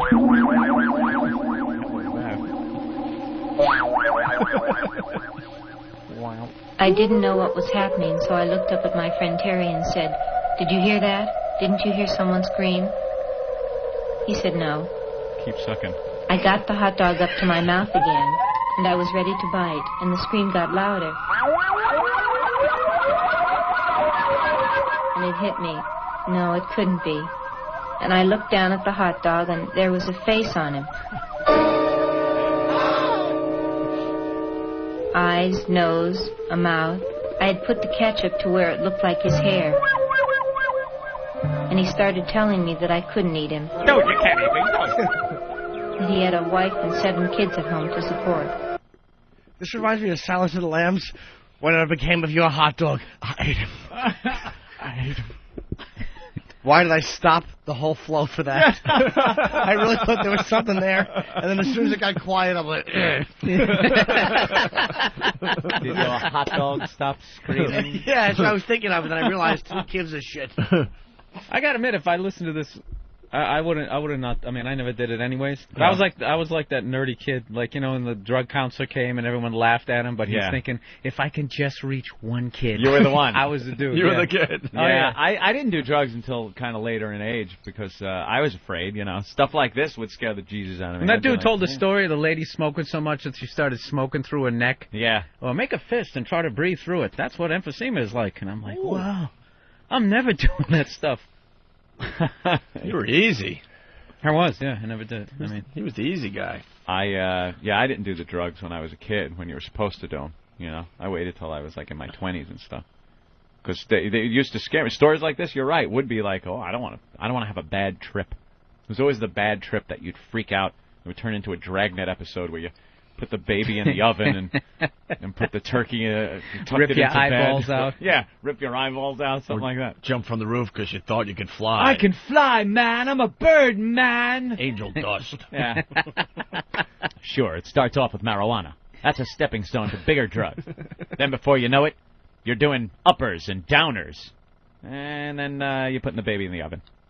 I'm like, I want to put a baby in the oven. I won't do no drugs. And I stood there with this hot dog and asked Terry, do you know this hot dog is talking to me? And he says, nah, let's get out of here. He thought I was just faking.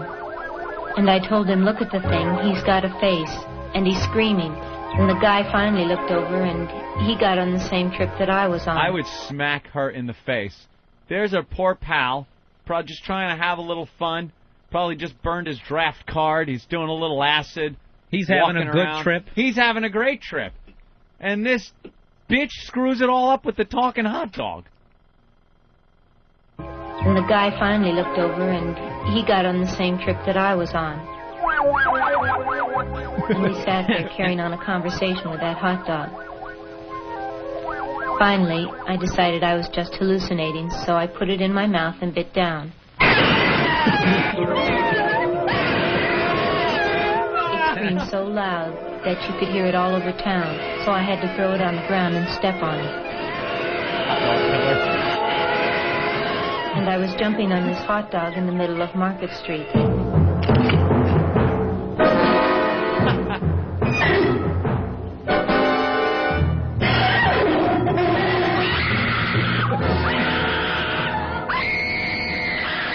I realized that I had murdered it. And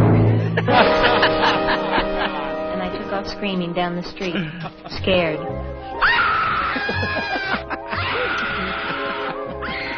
Running, screaming. Is it any wonder they shot tear gas at those people?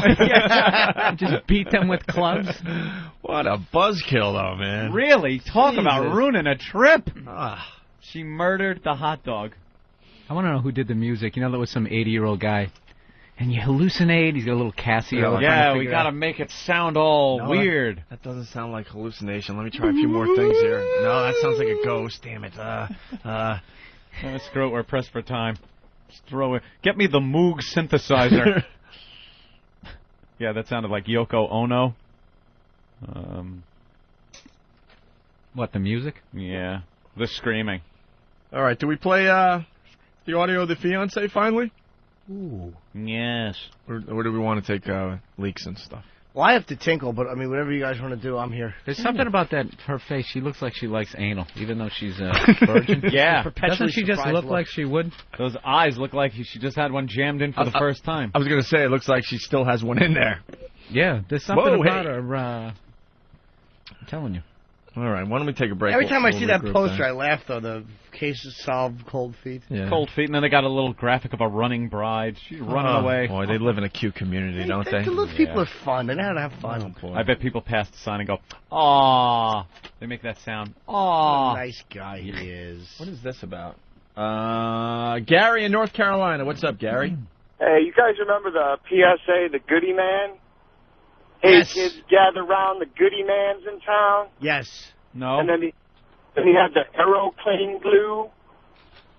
No. No. I remember Come that. on. I do remember it. Do you really? It's hilarious. Yeah, You guys Jimmy gotta remembers play it. Jimmy, why don't you tell him about it? The guy, he would show up with the airplane glue. He was like the goody man bringing stuff. You remember watching it with a friend of yours, just sitting around, your friend goes, wow, drugs, they're dangerous. Yeah, because that was what the goody man was doing. He would bring glue and stuff. Right. Wow, right. Jimmy really knows about it. Wow. Huh. All right, punch it out. All right. Yeah. Love how you just bullshit people. All right, why don't we do something from our Demented World CD, featuring some tracks today. Bill Burr in studio, and we'll play the audio of the fiancée. She's still, he's going to marry her. Yes, he's not backing out. Even though she took off, he's still marrying her. All right, we'll get to the audio. She's got to be the hottest person in, like, that area code down there, right? You no, think? she's supposed to be a virgin, too. Supposedly, right? Really? Yeah. Yeah. We'll get, Creepy. We'll Both get into virgins. He's doing something to her. Something's going on. May I help you? Yes, butt plugs? Who? Butt plugs, please. Spark plug, just a moment. Hardware, how can I help you? Butt plugs? What is it? Butt plugs. A what box? Butt plugs. A bud box? Butt plugs. I'm not following what you're saying. Butt plugs. I have a bad connection. I don't understand. What is it? Butt plugs. Bud box? Is it like a receptacle you're talking about? Butt plugs, yeah. What kind of plug is it? A spark plug you're talking about? Butt plugs. Oh, hold on. Hello. What are you looking for? Butt plug? Spark plug. What kind? Butt plug. What kind of a spark plug? No, butt plug. I just don't understand you, sir. I'm sorry. Butt plug? A spark plug. Butt plug. Bug plug? Butt plug. Never heard of it. What do you use it for? Butt plug. Huh? Butt plug. What do you use it for, sir? Butt plug. Butt plug. Butt plug. Butt plug. Yeah. Butt lug? Butt plug. I know, but what do you use it on? What do you use it in? I'm trying to Butt plug. Butt plug. Yeah, okay, I got you a spark plug. There's all kinds of spark plugs. Butt plug. Butt plug. Butt plug. Butt? Butt plug. Sorry, sir, we don't understand what you want. Butt plug. Butt plug. I don't know. We don't carry that. Butt plug? Yeah, we don't carry it. Thank you. All right. Like sands through the hourglass, so is the Holiday virus. I'm my savior. I'm not your savior, I'm just Beth. Cool Beth. Beth, my girlfriend.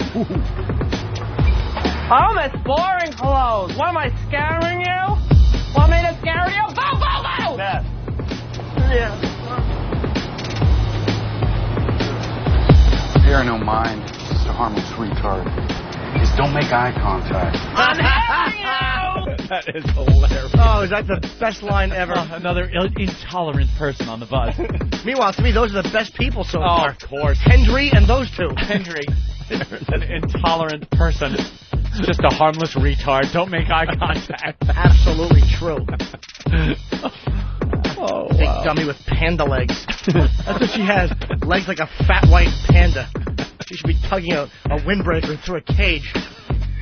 Fat whore.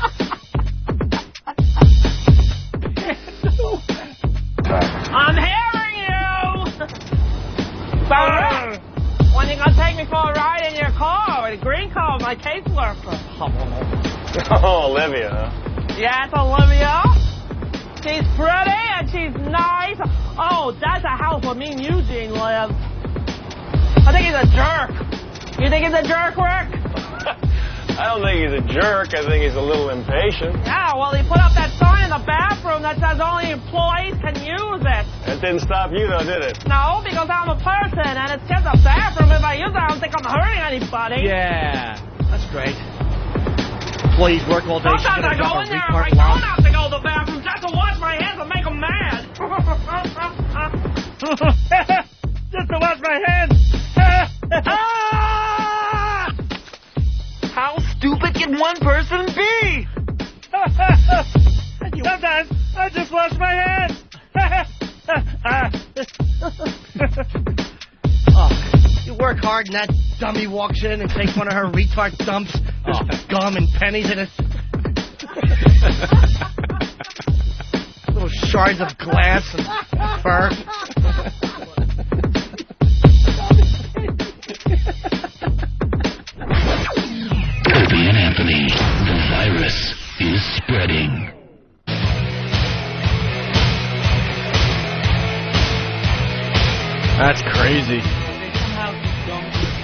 You're checking out the Opie and Anthony program. In studio, Bill Burr, talking about Wild Boys during the break. Oh, those guys, insane. How they're not dead. Steve-O and Chris You see the one where they went laying in the hammock about 8 feet off the ground, and they hung like pork chops and ham and all this shit from the hammock, and all these lionesses come up, and they're laying in it, laughing and stuff. And as each lion, it starts rocking the hammock, and they literally fall down. There's like 6 lions. And I think one of them jumped on that dude's Chris's back for half a second, and then saw like a pork chop, and went for that thing. And you hear the cameraman going, "Dude, run away, run away, run away!" Yeah. And they just run out of it. I just would figure that the second they get your hands on you, you're dead. You're dead. How they're not dead? They did one thing where they had these hyenas, which are vicious, these big, like muscular hyenas, and they get out of their vehicle with hams, these huge hams, and they're playing ham football, like keep away from the hyena. So the hyena goes running for the guy with the ham, one of them, and like Steve-O, and then he'll throw it to Chris right when the hyena gets to him, and the hyena stops, turns around, and starts running toward Chris. They were playing keep away. But they couldn't keep it up fast enough, so at one point they threw it while the hyena's still rushing towards Steve-O. Steve-O catches the ham, and he's like, "Ah!" drops it down and runs back to the vehicle. And they're always in like a thong too. Yeah, so when they get attacked, there's like not even like a layer of like jeans or something. Oh, they're in like G-strings. They're ball bags swaying. They got to be on a lot of drugs, though. I mean, I know they're crazy and they got big balls and all that, but I don't know how they do it. They have to be high or something. The zebra suit, where they dressed up in the zebra suit, it was a front and back, the old classic vaudevillian horse suit type thing, where I guess Steve-O was the ass and Chris was the head, and they're walking down this little dirt road, and there's lions. There are lions following this thing, looking at it like, all right, it kind of looks like what we eat, but it's a little different, so let's just investigate this. They, like, kind of loped up on it, kind of a slow trot, and then stopped short and looked. And they were running full speed from far away. It looked like a from far zebra. away. They're running and then full they're coming speed, up like ready to just sink their teeth into the throat of this thing, take it back to the pride, and eat. And then they get close. It's like, wait, what? Is that the Toys R Us zebra? This is a little weird. And then one of them jumped up on the back, put its claws into the costume, and started biting on the like the tailbone of this thing, which isn't a tailbone because it's Steve-O. And you hear from in the costume, "Ah! Ah!" How they don't die? There has to be somebody there with like a gun. It has to think? Be. Yeah, absolutely. I don't know. But even then, I mean, if the thing just grabbed you by your neck, you're dead. Yeah. You can shoot that thing 20 times. It's still going to, I'm taking you with me, pal. Maybe they're drugging the animals a little bit. I don't think Just a little bit to take the edge off. Something's going on. It seems like they're taking too many chances. I think they're just too completely, they're too idiots. Yeah, but you still have to get through MTV and Viacom, who owns MTV. But get through what? And lawsuits and all sorts of things that could happen when they're in fucking Africa. I know, but they probably signed their lives away. When you're TV, you're doing a TV show, you can't just have these guys risking their lives without. Opie, you're just taking all the fun out of this show. Yeah. You know something? I consider myself pretty hip when it comes to debunking a lot of this stuff. But I guess we got to ask Steve next time he's on. Why would they allow all this to happen? Dude, they don't care about us. They probably don't. Yeah. They probably don't even give a shit. So if they died, think of the ratings. Think of the DVD box sets. Every time I see that show, it blows me away. Like most people, I'm terrified of snakes. Mm-hmm. And they walk up to one, they're like, "This is a python." Most people get worried about being constricted to death, but a lot of people don't know it also has a really bad bite. Never do this. And he puts a blindfold on and he just starts reaching towards it. And this thing is just most evil reptilian hiss ever. And Steve was going a little closer, and things just whap right on his hand. He's like, "Ah!" Wraps itself around him, and he's just running around, jumping up and down with this python, just like these fangs just in his hand, sunk in his literally hand. for like 15 seconds before somebody comes in and starts pulling these things off, and like this hand just total That's blood. Nuts. He's like, "Never do this." Who said it's Herman Munster laugh. Did you say it's like the live Beavis and Butthead or something like that? Yeah. Man. Live action Beavis and Butthead. I didn't Yeah. see that episode. That sounds like one I've seen them all. They're amazing.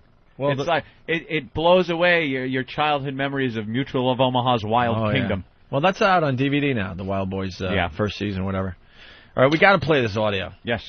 We got the fiancé of the runaway bride on our friend's show there, Sean Hannity. Hannity, right? Hannity had the exclusive interview with the fiancé, and he's saying he's going to still marry the broad. So, good for you. Good for you. It got me to thinking, all right, the cops have been around here like 5 or 6 times asking me the same story over and over again. I better be careful in what I say and how I say it. So it was really, sometime Wednesday night, the realization just kind of hit me, and then it just, I wasn't real good after that. My mind was really worse than it was to begin with. Yeah, it's that whole guilt thing we were talking about yesterday. Even though he knew he had nothing to do with this, he was feeling the guilt and going, "Oh, I got to be careful here. They're thinking I might be a suspect." Yeah, here. you know, you didn't do anything bad. We talked about it yesterday. How sometimes I'll walk into a store and I don't buy anything, and when I leave, I feel like I have to keep my hands well away from my pockets and linger by the door for a little while. Say something friendly to the lady behind the register. Yeah, or stop by the magazines. Like, oh, if I was stealing something, would I stop here by the magazines? I would be rushing out of the store. Like, you got to try to make yourself look more innocent than you are, even though you didn't steal anything. When I walk out of the store and the thing goes off, I swear to God I do this all the time, I just take off running. Do you run? Oh, yeah, really fast, and it gets a good laugh, and oh, you come back here. You. Oh, he's white. Oh, all right, check my stuff. Just let him go. It's the worst. Why is Nathaniel back in here? Welcome back, Fan. Oh, Than's back. I thought I'd come back and offer nothing some more. All right. Good job. Thank you. Remember the days these guys would just put the audio together for us? Yeah. Now they feel like because they put it together, they have to... That it's theirs. That it's theirs, and they should sit in on the segment. This is when the fiancé was on the Than show. All right, here's the fiancé talking about the lie detector test. Mm-hmm. When you sat there for that lie detector test, what's going through your mind? Oh, man, I was mad. I was mad that I had to leave the house because that's where I felt safest was in my rooms or in my kitchen or on my back deck because I had my friends and family, my church family, and Jennifer's family there with me. It was really... church family? Uh-oh. Trouble there. A nerd. Boy, the worst thing you can ever do is go to church. Yeah. You just end up like this. Yep. My church, what are they going to think? Bill, really you got some family. He's got some brilliant material on priests and churches. I don't know. Yeah, they love it down there. It's down south. Hey, Jesus hater. It's brilliant though. I bet he's a Jew. Adam, me in Alabama was selling my CDs out in the parking lot afterwards. One of those horrendous gigs where they don't have any place where you can stand and just sell all your bullshit. And that's where that dude came up. He's like, "Hey, Jesus hater." Because I was talking about how I can't be a Catholic anymore because they were, fucking the kids, right? And he somehow, in his head... Jesus hater. I hate Jesus because I don't approve of adults fucking children. Right. And it's like, dude, are you even listening to what... They don't listen. I've noticed, that is, people always talk about, if you talk about race on stage, no. I'm telling you, it's that stuff, because those people will actually, shoot you... Really? They're sensitive about religious things when you're trying to do something really comedy-oriented? Groundbreaking commentary here. You mean people could actually, lose their jobs or something over something that perhaps happened in a church? Oh, something that's like right. that? I'm sorry, guys. They are sensitive. They sure are. I can't believe I forgot that. What an ass. We've done material on everything, and that's the thing that gets us thrown off. Oh, yeah. Because, they're crazy people. They are absolute crazy people. Your take on the priest thing is great, though. While you're sitting there and you listen. Is that a setup, Opie? Yeah, well, not really. He's really trying to reel me in here. He really You don't want to do it on the air, though, Let me probably? tell you something, people. Going to church, is this wacky? No. I mean, come on. We've all done it. Yeah. I don't even mean it like that, because... That sound effect is the end of your career. No, Bill, I don't even mean it like that, because we can have a conversation about it. I'm not trying to set you up to do a 5-minute bit, but just your observation about how you sit... My point is, I'm not going to church and listening to another human being telling me where I'm going when I'm dying. There you go. That's it. Yeah. If God wants to come down and fill you in, there you go. Because you get confused sometimes. I was brought up... wall, do something supernatural, and then I'm going to list you. But other than that, it's all a guess. Yeah. That's some guy's interpretation. I was brought up Catholic, went to church a lot, and you start looking at this guy like he's he's better than you or whatever, or more important, or More holy. or more holy, Closer to God. And he brings up the point, somebody was making fun of this kid in gym class somewhere. Yeah. He's just like you and I. Yeah. It's like, holy crap, you're right, Bill. Jesus, I'm why am I just a listening to this guy? man. Like you. You're a man of God. There is no God. All right, back to the audio here. My church group. More about the lie detector test. Really, it was a time of upliftment at different times. It was really upliftment. To have safe haven, I guess is the right word. So having to leave that didn't help. Just leaving the house, number one, I got mad. Just having to leave there. I was mad at the lawyer for making me go do the lie detector test. I was mad at my parents for driving me there. I was mad at the guy giving the lie detector test because that's what he did for a living. And I was just mad at the stupid test because I had to do it. I was just angry, so angry. These two deserve each other. Have They fun. really do. Have a great life together. You know how you answer that question? They're in a community that I can't even relate. I was petrified that it was going to come back and say that I was lying because I was so freaked out that I didn't know what the hell was going on. Yeah, the way he's answering these, how angry he was, that's what he should have felt when he found out that she just jumped on the bus. Yeah, how did you feel when you found out it was your wife taken off and not abducted? I was angry. There you go. Yeah, I felt like I wish I killed her. As a matter of fact, I might. Yeah, he's all angry that they gave him a lie detector test. Can you even relate to these people? They have a church family and the community gets together. The whole small little town is going to be at his wedding. How creepy is a church group? You guys ought to have a mole on this show. Creepy. Just go in there and wear like a wire, just to listen to what they talk about at their picnic. Jesus made that jam. Yeah. Oh, sorry. This is such good chicken. Praise the Lord for this chicken. And everything is done in this biblical, like, whatever they are, those little paragraphs they do. What do they call those? Psalms. Is it a psalm? Praise his name. Yeah, they always got to throw those things in. It can't just be, hey, good job. Good job on the chicken. Bunch of Praise Jesus on the barbecue chicken. Such a great job. Let's say hi to Tony in New York. Tony. Hey, boys. Hey, sweet tits. Hi. Am I the only one that had more respect for this asshole when he was an accused murderer? Yeah, when we all thought he killed her. Like we all did. Plus you hadn't heard him talk yet. No. Yeah, and didn't realize he said Wednesday instead of Wednesday, which really irritates me on principle. There's no I in that word. All right, let's go back to the audio here. Some of the questions that were asked on the lie detector test. What kind of questions were they asking during that test? Pretty easy ones, though. I mean, it wasn't, did you have anything to do with Jennifer's disappearance? No. Do you know where Jennifer is right now? No. No. What else was it? Did you harm Jennifer? No. Did you pass the 6th grade? No. I felt, when I was done, a certain feeling of upliftitude. Here's a great question. Were people too quick to suspect? Do you think people were too quick to start pointing the finger of suspicion? Absolutely they were, and I understand this, and I understood this at the time, and I just couldn't get by. I couldn't get it through from my heart to my head, or vice versa. Statistically, I was guilty, and I get that. But anybody that knew me or knows anything about me would know that that's just, it's insane. And I understand the FBI and the GBI and all those people, they don't know me.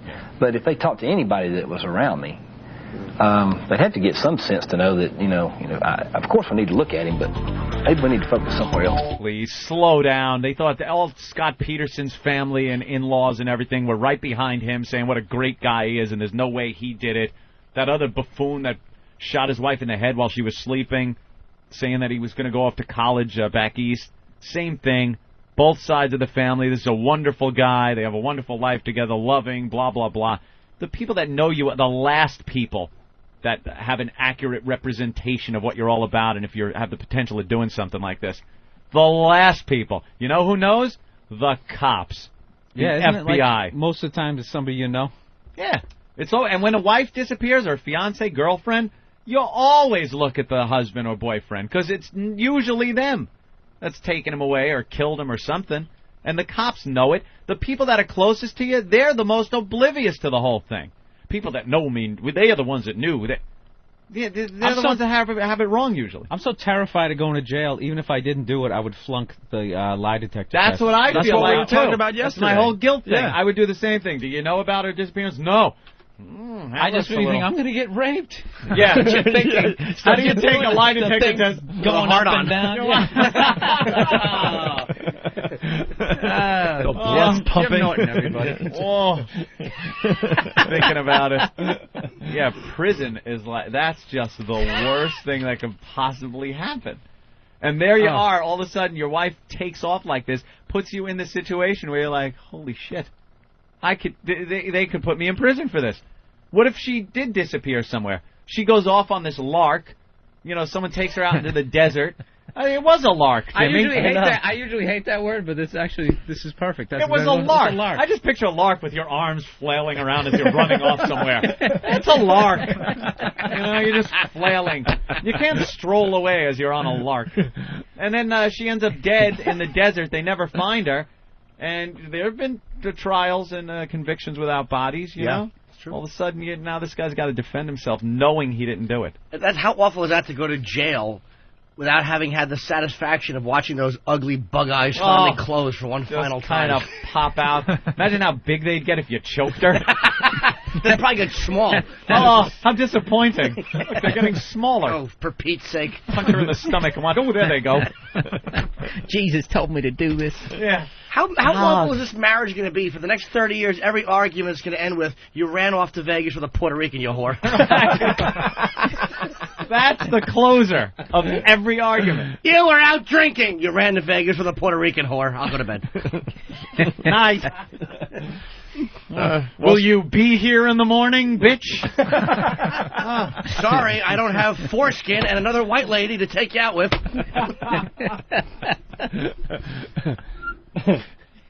All right, she's the victim, Anthony. What? That's what the fiancé is going to say here. She wants the world to know that's not her, and she is very sorry, and she's in pain, and she's a victim here as well. She wants everybody to know that she's got some things that she's got to figure out. This guy's redefining pussy whip. Oh my God! He's never banged her. He's never banged her. Never banged her. Never had sex. Even more so. Yeah. We're getting to that clip. Never had sex, Bill. Pussy whipped. Oh. He's delusional. She's a victim. This is what Jesus does to you. He has no idea what he's getting himself into. She's a victim here. Oof.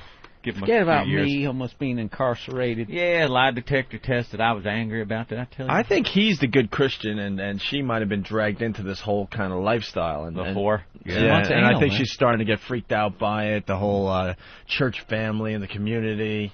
Stopping by constantly with religious crap. You know something? Yeah. That might be it. This whole thing he's in looks like a cult to her.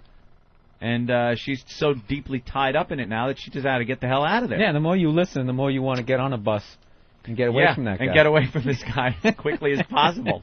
Maybe she's really not the kook. Yeah, trying to play all angles here. I don't know. I heard her 911 call. Then again, maybe she just panicked. But I don't know. That 911 call was pretty. Awful 911 call. Yeah. Worse acting than Voss. She really was awful. Oof.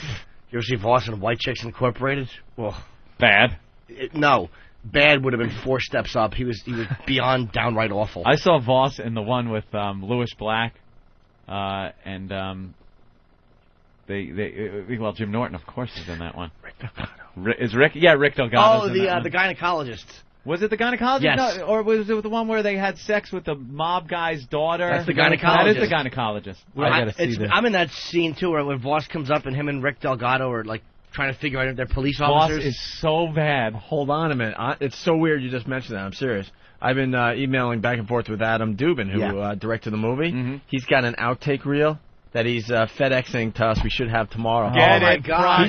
He said that scene was so awful. That was the best he could do with it, and he had to chop a few of Voss's takes together to make it look almost passable. Oh, he says you gotta hear the outtakes.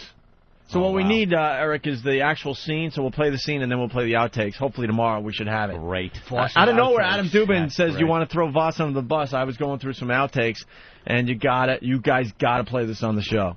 He says it was like over and over and over again. He couldn't get his lines right. Ellen's 1-minute dance. They now have a graphic with a counter on it Ellen does her dance. God. And now she's stealing the coats again. She walks up and takes people's coats off their chair and then gives it to somebody else. Wow. 45 seconds into her 1-minute dance. You can see she's almost sick of doing it now. Oh, we said that. Of course she Bill, is. we said that last week. It was a goofy bit she started, and now she hates doing it. And they have the clock with the little legs and arms. And it's dancing. Like dancing. Oh, they should show the clock with its face in the crotch of another clock of the same gender. I was trying to keep it at a minute. That's what I'm trying to. My goal is 1 minute dance. I faked people out. Everybody was still standing, and I sat down too soon. I have 5 seconds left. Give it to me. Oh, Ellen. Oh, look, she's going to give the audience what they came to see. You know, when you see so much anger and hatred on TV, it's just good to see somebody in just such a great mood. Natured Good dancing. point, Bill. Good point. Wholesome family value wholesome. entertainment. That's right.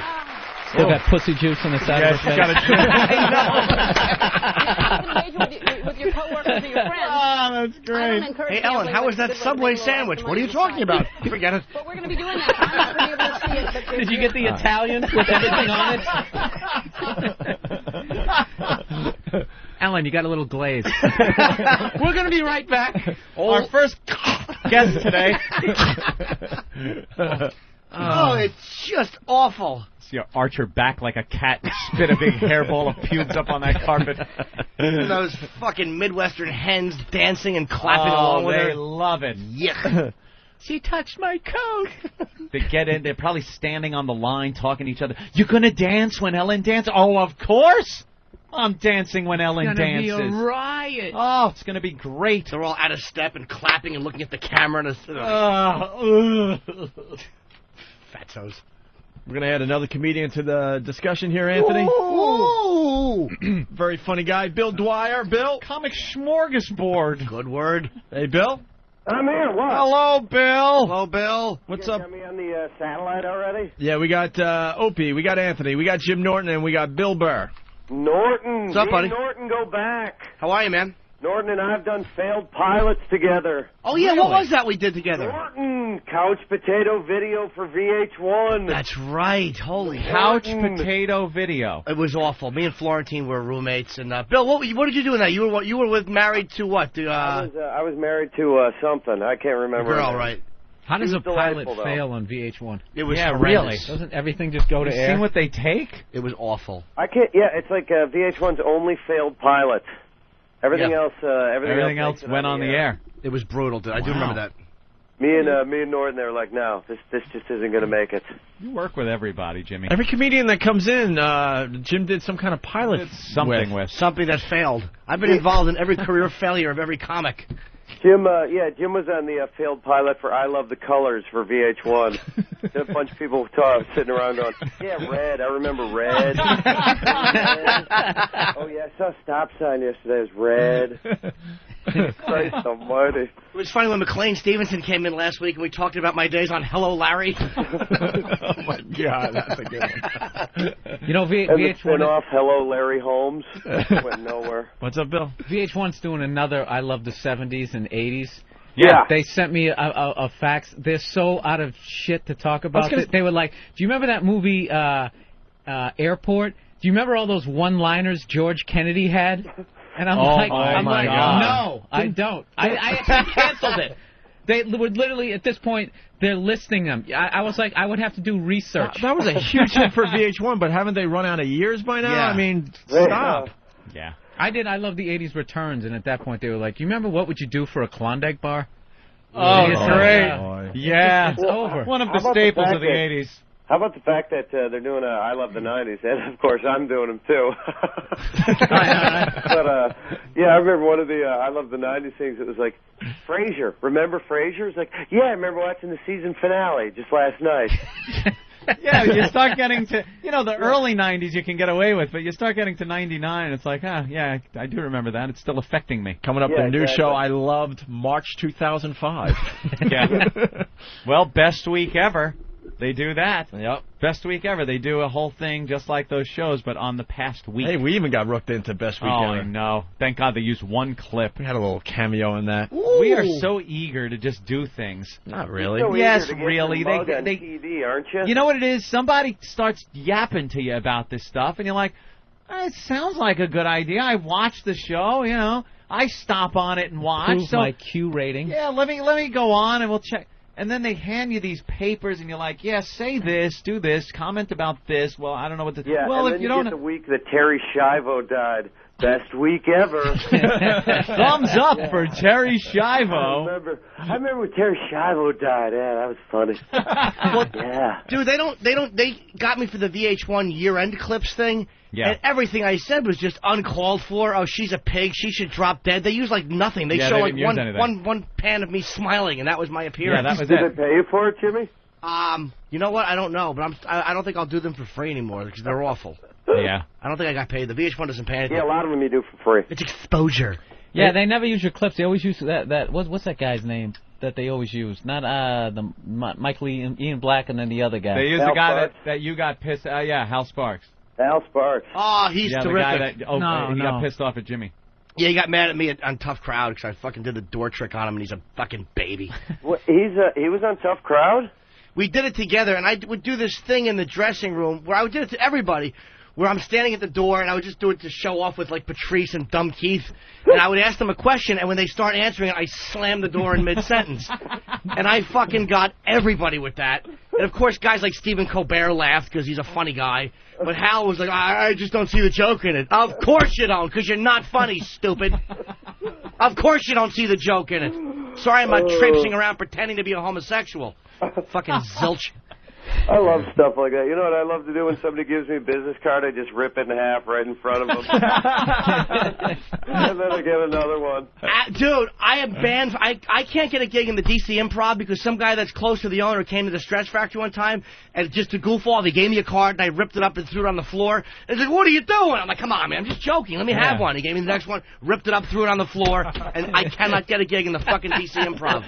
So fuck that club.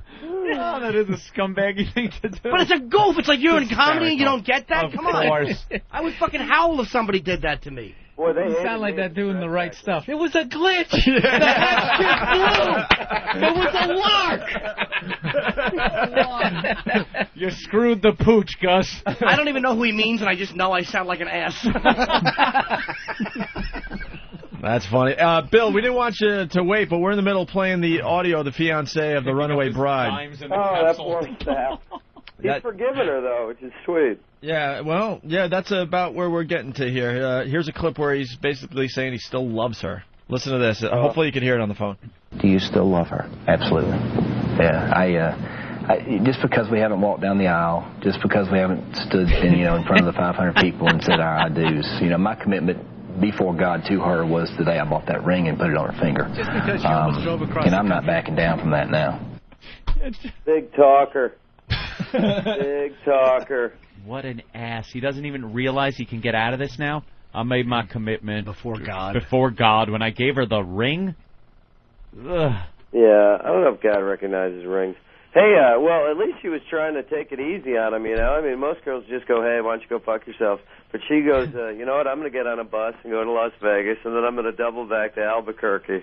And then we're all good. Well, everyone accuses you of murdering me.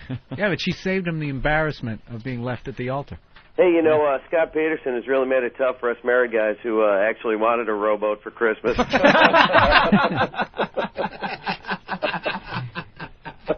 Yeah. That's a great one. It's a tough one. Wow. Telling your wife you want to go fishing. All right, let's go to Christmas Eve. Let's go to the next clip. She's very loving, very caring, never met a stranger, just loves people, and little kids in particular. Her mom always says she's put on this earth to be a mother, so we're looking forward to that one day. So was Yates. Just very gracious, very welcome anybody into her home and take care of them, kind of Southern girl. Crawled on this earth to be a mother. So was Yates. What? Andrea Yates. Gotta call the crib removal service. Oh my God. That big crib removal service truck pulls up. Wow, we normally don't get called for 5 of them. What happened? Oh my God. For another $20, we'll take the baby seat. With a cute cartoon logo on the side of the van. All right, you might as well throw those 10 shoes in.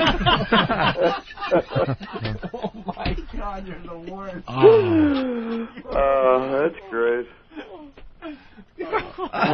Bill, comment? What? I got nothing. What's he talking about? Oh, Andrea Yates. She sure. was a mom, too, and I'm sure everything was fine and dandy there. Wow. All right, well. She drove them into a lake. That was Susan Smith. Yeah, Susan Smith. Andrea Yates gave her 5 little kids a bath. A bath that no bath mat or towels were needed for after it was done. The soap was just a lure to get them to the tub. Mommy. I can't even. I was going to say, Jesus Christ. Oh, man. My God. All right, let's go to another clip here from the fiancé. Our relationship is from that standpoint is still very pure. We have not, broken the sanctity of marriage yet, if that's the right way of putting it. In God's eyes, our relationship is still very pure. But we did sleep under the same roof from time to time, and that has come up this week, and I know that's been a question on a lot of people's minds, but we weren't technically living together. What? They're not technically living together? They haven't done it yet. No, they're virgins, both of them. But they sleep in the same house every once in a while? This guy is just so worked up to have sex with her. That's why he's taking her back. That's it. He's on TV. Yeah, he's not going through all this without banging her once. Yeah, all this that's gone on, and he's just going to let her go and have to go through the whole thing. And he's one of these church guys, so he knows that the road to him getting laid, if he has to go and ditch this girl, is so long. He's going to have to go a courting again. Right, a courting. Well, there, Jethro, put on your courting clothes. And he's going to have to go courting and then bring her to the church, and there's this whole long thing, the engagement, the marriage. So he's not getting laid for years. He's this close. He's so close. And how old is he? 40? Probably, yeah, 30s, right? Close, yeah. He's an older gentleman. Anything over 20 at that when you're dealing with that. Got to meet mom again and have biscuits and all that family nonsense. Well, he's coming over for vittles. Well, he's done. Well, he's never getting married now. Well, we have one more clip here. He's through.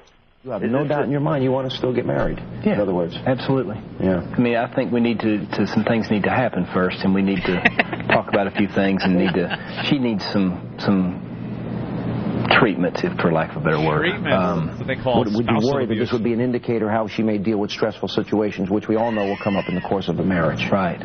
No. We need a fellow to pull that tapeworm out of her stomach. That's what we need to do. She needs some treatment. She needs some treatment. Those treatments are going to be either on your stomach or on your side. only on your stomach in this house. In this house. He's only going to fuck her like Dwight from This Boy's Life. Yeah. On your stomach or on your side. That's how you get it in this house. Pulling her hair. Can I turn over? Look you in the face? Oh, that's great. He's going to put on a Boy Scout uniform and just fuck her. Sodomize her brutally. Like Dwight. Her eyes will dry as they're on the pillow. Crucifix hanging over the bed. Asking for forgiveness as you're doing it. She's got those Clockwork Orange eyes just wide open. Putting drops in them. Yeah. As he violates her keister, just drops over. Well, we want to thank Sean Hannity for the audio, for helping us out with that. I'm sure he's thrilled that we're talking about it. Yeah. Sean knows us. We're like his retarded brother. Yeah, sure. We get along in a weird way. Bill, you doing a show on VH1 or something now? I did a show for MTV called That 70s House, and we're shooting a new season of Extreme Dodgeball. How about that, huh? For MTV? No, that's for Game Show Network. What was that 70s House? It's a reality show for MTV, huh? Can you figure that? Reality show for MTV. And they bring 10 kids into a house, and they think it's a real world kind of thing, but instead they make them dress and eat and talk and dance 70s, and it's pretty funny. Do the kids like it? Huh? The kids like it? What? What they should have done for that 70s house is gotten, like, people who are all 70 and then just hired someone to come in and hit them. Put marbles and Vaseline on the floor. Watch those graham cracker hips just shatter. And no ramp. All steep stairwells. Oh, that's fucking... that I'd tune into. Yeah, marbles and Vaseline. Oh, my goodness. When does that premiere, Bill? That's going to premiere in July. Okay, very good. And Extreme Dodgeball kicks off July 19th, too. How about that, huh? Extreme Dodgeball on the Game Show channel? Yeah. Is that like, what is Extreme Dodgeball? Like, they give everybody a ball, and the people in the middle are all in wheelchairs? They all have razor blades, yeah. Balls. People in the middle. What makes it extreme? It's like different groups going at Let's face it, each it's other, just right? dodgeball. There's nothing that much. Okay. But you get like cheerleaders going up against housewives or something, right? Yeah, we used to have dwarfs versus sumo wrestlers. That was fun. Really? Who won?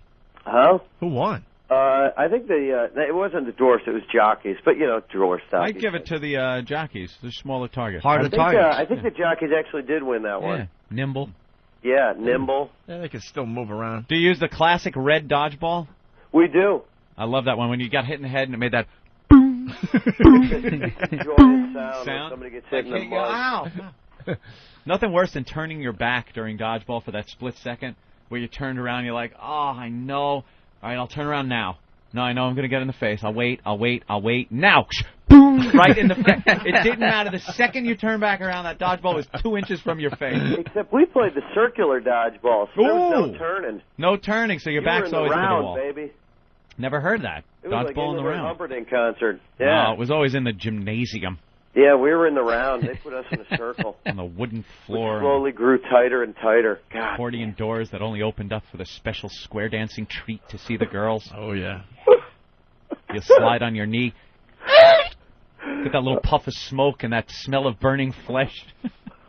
Memories. Right, Extreme Dodgeball on the Game Show Network. Isn't that nice that they're doing other things on the Game Show Network? Original programming, huh? Oh, yeah, they're bringing a lot out. They ran out of Match Game 76. I was going to say, right, ran out of Match Game reruns. Gene Rayburn. Gene Rayburn. That awful microphone of his. Collecting yet another paycheck. Brett Summers. Brett Summers. Richard Dawson. And Charles Nelson Riley, wearing that ascot. Come on a game show wearing an ascot. The answer's cock. When I was on the Ghost and Mrs. Muir, I used to love sucking cock. Something haven't changed. This is an ascot. It's a cum absorber. Freaking fag.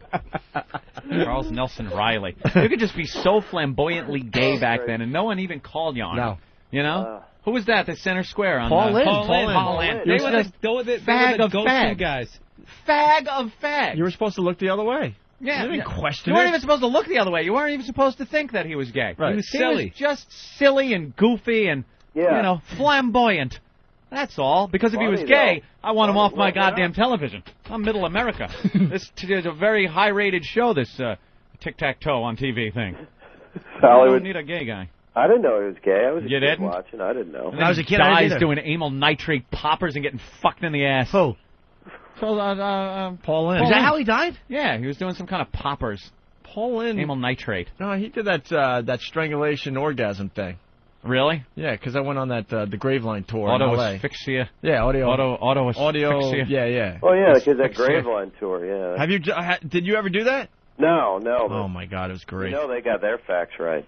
Well, yeah. It's still fun, though. Sensationalizing everything. Yeah. They just stop in front of mansions and tell you who lived there, and you have to take their word for it. Yeah, exactly. This is where Paul Lynn lived, and this is the story of how he died. This is where he was choking himself on amyl nitrate poppers with a dildo in his ass. That third window from the right is where he began masturbating. Yeah. Bill Dwyer, he brings up a good point. You got to just believe a lot of the shit that they tell you on those tours. They pull up in front of a bank. They tell you it's a house. All right, whatever. It used to be. Yeah, Marilyn Monroe lived here. Really? At an Arby's. How about that? Okay. You got to think these bus tours just stop at different houses all the time just to, spread it out so the neighbors don't get pissed off. Yeah, because at some point someone's going to go, hey, could you knock it off, please, coming in front of my house? Yeah, I guess now they're not even allowed to stop in front of the houses, I heard. They're not? No. Slow down? They slow down. So they're driving through industrial parks pointing at warehouses? Hey, here it is. They just pass laws whenever they want, All right. You can't do that. No skipping on the streets. You can't stop that bus here. Nothing. You can't.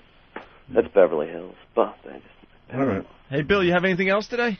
No, I got nothing. All right. I got nothing. I can't believe nothing. you guys even got anything out of me. Good work. No, I was getting on the phone. I was like, I got nothing to say. I'm a jackass today. So good work. All right. Well, we got the Paul Lynde info up on Okay. IMDb. What does it say? His death, January 10th, 1982, Beverly Hills. Cardiac arrest due to extreme substance abuse. Oh. Well, he's been dead for 23 years. 23 years we've gone on without him. I knew I've been feeling a void for the last 23. Just feels empty without him. Wearing that kerchief around his neck, that tied little pink kerchief. Probably to hide the belt marks as he's jerking off in a closet, choking himself. God damn it, with my belt! I heard there was a dildo involved, and he was choking himself. Nice. I heard it was just a crazy What a way to death. go. You got to think, right as you're losing consciousness, you're like, oh, shit. Please let it slip out. It's like, oh, fuck. Someone's going to Please let it slip. Someone's going to find me like this. Oh, Let it shit. just roll under the bed. Right. All right, Bill, so we're going to promote that 70s House series on MTV and, of course, Extreme Dodgeball on the Game Show Network. You guys do whatever the fuck you want. And you're going to be in New York soon? We'd love to have you come in studio. Yeah, I should be coming in around about July time. All right, right on. Maybe doing some gigs.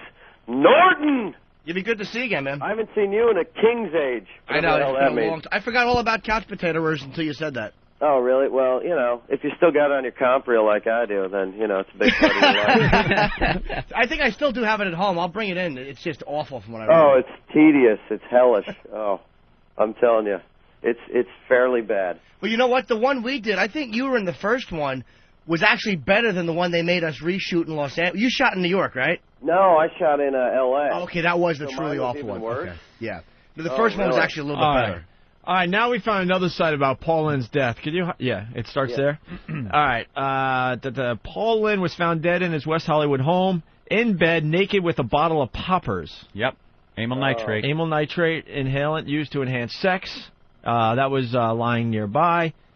I was told by an insider that Lynde likely had a heart attack on Saturday night while having sex with someone who just walked out of the Beverly Hills home when the seizure happened, without even bothering to call for help. Jimmy Norton. I wouldn't fuck Paul Lynde. I have some standards.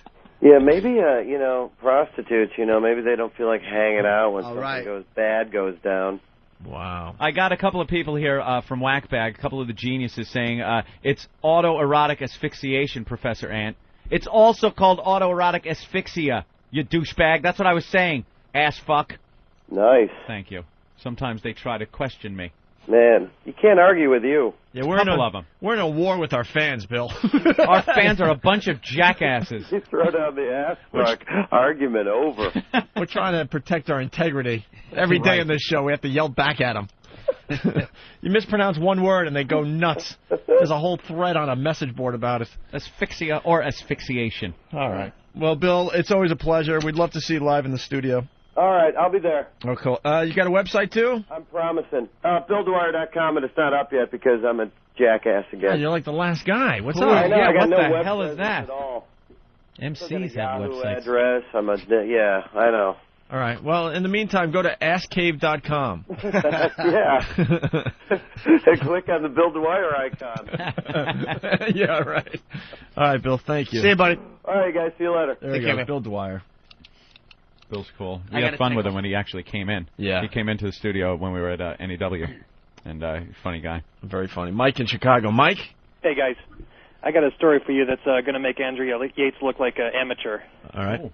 There's a woman here right now that's been charged with killing her 2 kids. Oh, I read the story. Pretty Seriously, sick. She stabbed each of them over 200 times. Yeah. Not only that, this isn't even the first one. Back in 2000, they said they had a 3-month-old that died in a house fire. And I guess they're investigating that to see if she caused that, too. The sickest part is she stabbed one of her kids, who then ran away downstairs. So then she stabs the other one, kills that one, goes downstairs and finishes the job. Yeah, and then the She's father not going walks to leave in. things not finished. Yeah, and then the father walks in just after this happened and ended up calling 911 while the wife still has the knife in her hand. Yeah, that's great. Ridiculous. That's great. I'm sure they had a beautiful wedding. Nice wedding song was playing, romantic. Danced This is with going the to be bride. the mother of my children. Yeah, I love her. Yeah. Oh, everybody, clink, clink, clink, clink, clink. Toes, toes, clink, clink, clink. Hey, kiss, kiss. You are the wonderful. wind beneath my wings. Wedding photo. Do you think their wedding picture was smiling, staring down as she's just hacking her kids to pieces? That's wonderful. The story here has her tries to feed a leg to her husband. described by friends as kind, caring, and godly. Yeah, there you go. God. She said Jesus or something told her to do it. Of course. Why don't they stop this religion thing? It seems to be the cause of a lot of deaths. More than video games, I would say. And or more than R-rated movies and rock and roll. And more than wars, religion caused deaths. Wars, deaths? Right, something. Stuff. Definitely. A lot of wars All right, guys, are based on religion. More Thank you, people sir. have died over religion than something. Did you guys like ever that. see when Voss played Lenny Bruce? Yeah. Oh, my God, yeah. Wasn't that a brilliant piece of acting? You know what he did? He shaved off his goatee and just talked the way he talked. It was Lenny Bruce spitting. And then he thought, I got great reviews. From who? We never got audio of that performed? No. Why don't we have that? I don't know. We're gonna have to have a Voss Bash Fest soon. And here's the transcripts from the court cases. We need the freedom to be able to express ourselves. He basically tried to look like his first headshot, and that was the acting work he did to be Lenny Bruce. You know, that guy might be onto something. We should do hometown news, Anthony. Hometown news? Well, we're a national talk show. We certainly are. Maybe every once in a while we do a segment where the listeners tell us what's going on in their little town. What's the big story in your town today? Hey, what's going on in your town? But we need like some homey Americana, if I may use the word, Jim, type music to go with that. That's like kind of all nice and happy. Yeah. What's the story in your town? Oh, don't Let's worry. go to, and then we go somewhere, Kansas or Arkansas. We could try it for the last 20 minutes of the show. And we have a horrific story. No, well, either that or, I mean, you guys got to know the show and what we're looking for. And, of course, we'll give it the old Opie and Anthony, spin. Mm-hmm. You want to give it a try? Oh, why not? What's happening in your town today? What's on the front page of your newspaper? Try it on the fly. Why not? All right, we'll break and do something. Oh, you know what? Mother's Day, Anthony. We should play some of our Hi Mom. When is Mother's Day? Is this Sunday? Sunday. It is this Sunday. Sunday. For Mother's Day, we like to break out our Hi Mom calls. Here's one called Hi Mom, I'm in jail. Jason, are you ready to play Hi Mom, I'm in jail? Yeah. You got a good story? Yeah. What are you going to tell her? I'm going to tell her I had marijuana and I got caught by the cops. Will that piss her off? Yep. All right, let's give her a shot. Drugs. Hello? Mom? What? I screwed up. What? I'm in jail. Why? Possession of marijuana. You're kidding. I don't know who to call. Should I call Uncle Mark? It's my one phone call. Should I call Uncle Mark or something? If this is your one phone call, I'll have to call him. What do you need? I don't know. Call is being monitored, ma'am, by the police department. Okay. What does he need what does he need to do? The judge came in and set bail at $10,000. It's a very serious offense. He was $10,000? Well, if it was a joint or two, it would be one thing. He was caught with 12 kilos in his trunk. They obviously trying to deal. So he's being arraigned as a dealer and not as a user. Okay. Okay, when is all this and where is he and where can I come see him? I'm in Cambridge now at the Cambridge jail. We're going to bring him to one of the city jails. Okay, how can I get directions to get there? Can I get there, talk to him, tell me what I need to do? I'm in Pittsfield, Massachusetts. What should I do, like a lawyer? Yeah, you need a lawyer? Well, he's been crying like a girl, too. Well, I got to get to the bottom of this. He's a very good person. I've heard that before. It's more of that bad parenting. I've seen this before with these kids. They're running around the streets like wild. And now they're selling drugs? Did you know your son was doing this? No. Not to mention with the being found with the prostitute in the car in the combat zone. That's what is that all about? Don't even deny it, son. Okay, please. He's already given a full confession before he even talked to a lawyer, which just shows how smart he is. Okay, officer. Sonny. I didn't know what to do. Okay, officer. Yes, ma'am. please help me, okay? I'm in Pittsfield, Massachusetts. I'm 3 hours away. Please give me directions of how to get there and where you are, and I will be there. Well, by that time, he's going to be transported out of here. I'm not sure where they're taking him, but I'm sure which jail we do take him to, they're going to like him real good there tonight, if you know what I mean. Oh. He's pretty good looking. Yeah, he better not drop that soap, if you know what I mean. Please, I think sir. Bubba's going to like him in the shower room, if you know what I mean, ma'am. Listen, officer. Yes, ma'am. You're a good family, blah, blah, blah. I've heard it before, miss. I've heard it before. Okay, you've heard it before, but all right. Oh, he's had enough. I can't let this He's go had anymore. enough. He's had enough. Mom, you're on the radio.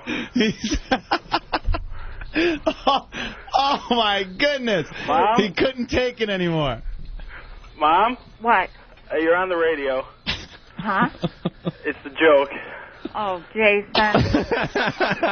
Happy Mother's Day. Happy Mother's Day, Mom. Who is this? This is Opie and Anthony. We do a radio show in Boston. Well, he is a good kid, but he's written out of the will. Go get my limo. I've got my hernia. Jim Norton. That makes me sound like a really talented comic. It's the Opie and Anthony Show. Only creeps listen to this program. That's right. That's a bunch of lies.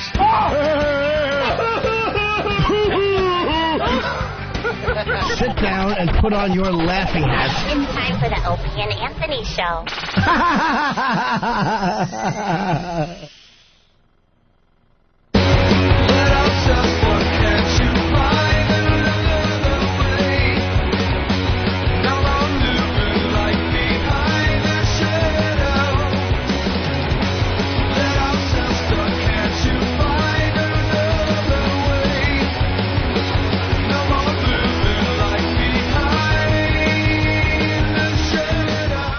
Hey, guys, let's go right to the phones. All right, Ope. Steve-O's checking in, our good friend. Steve-O.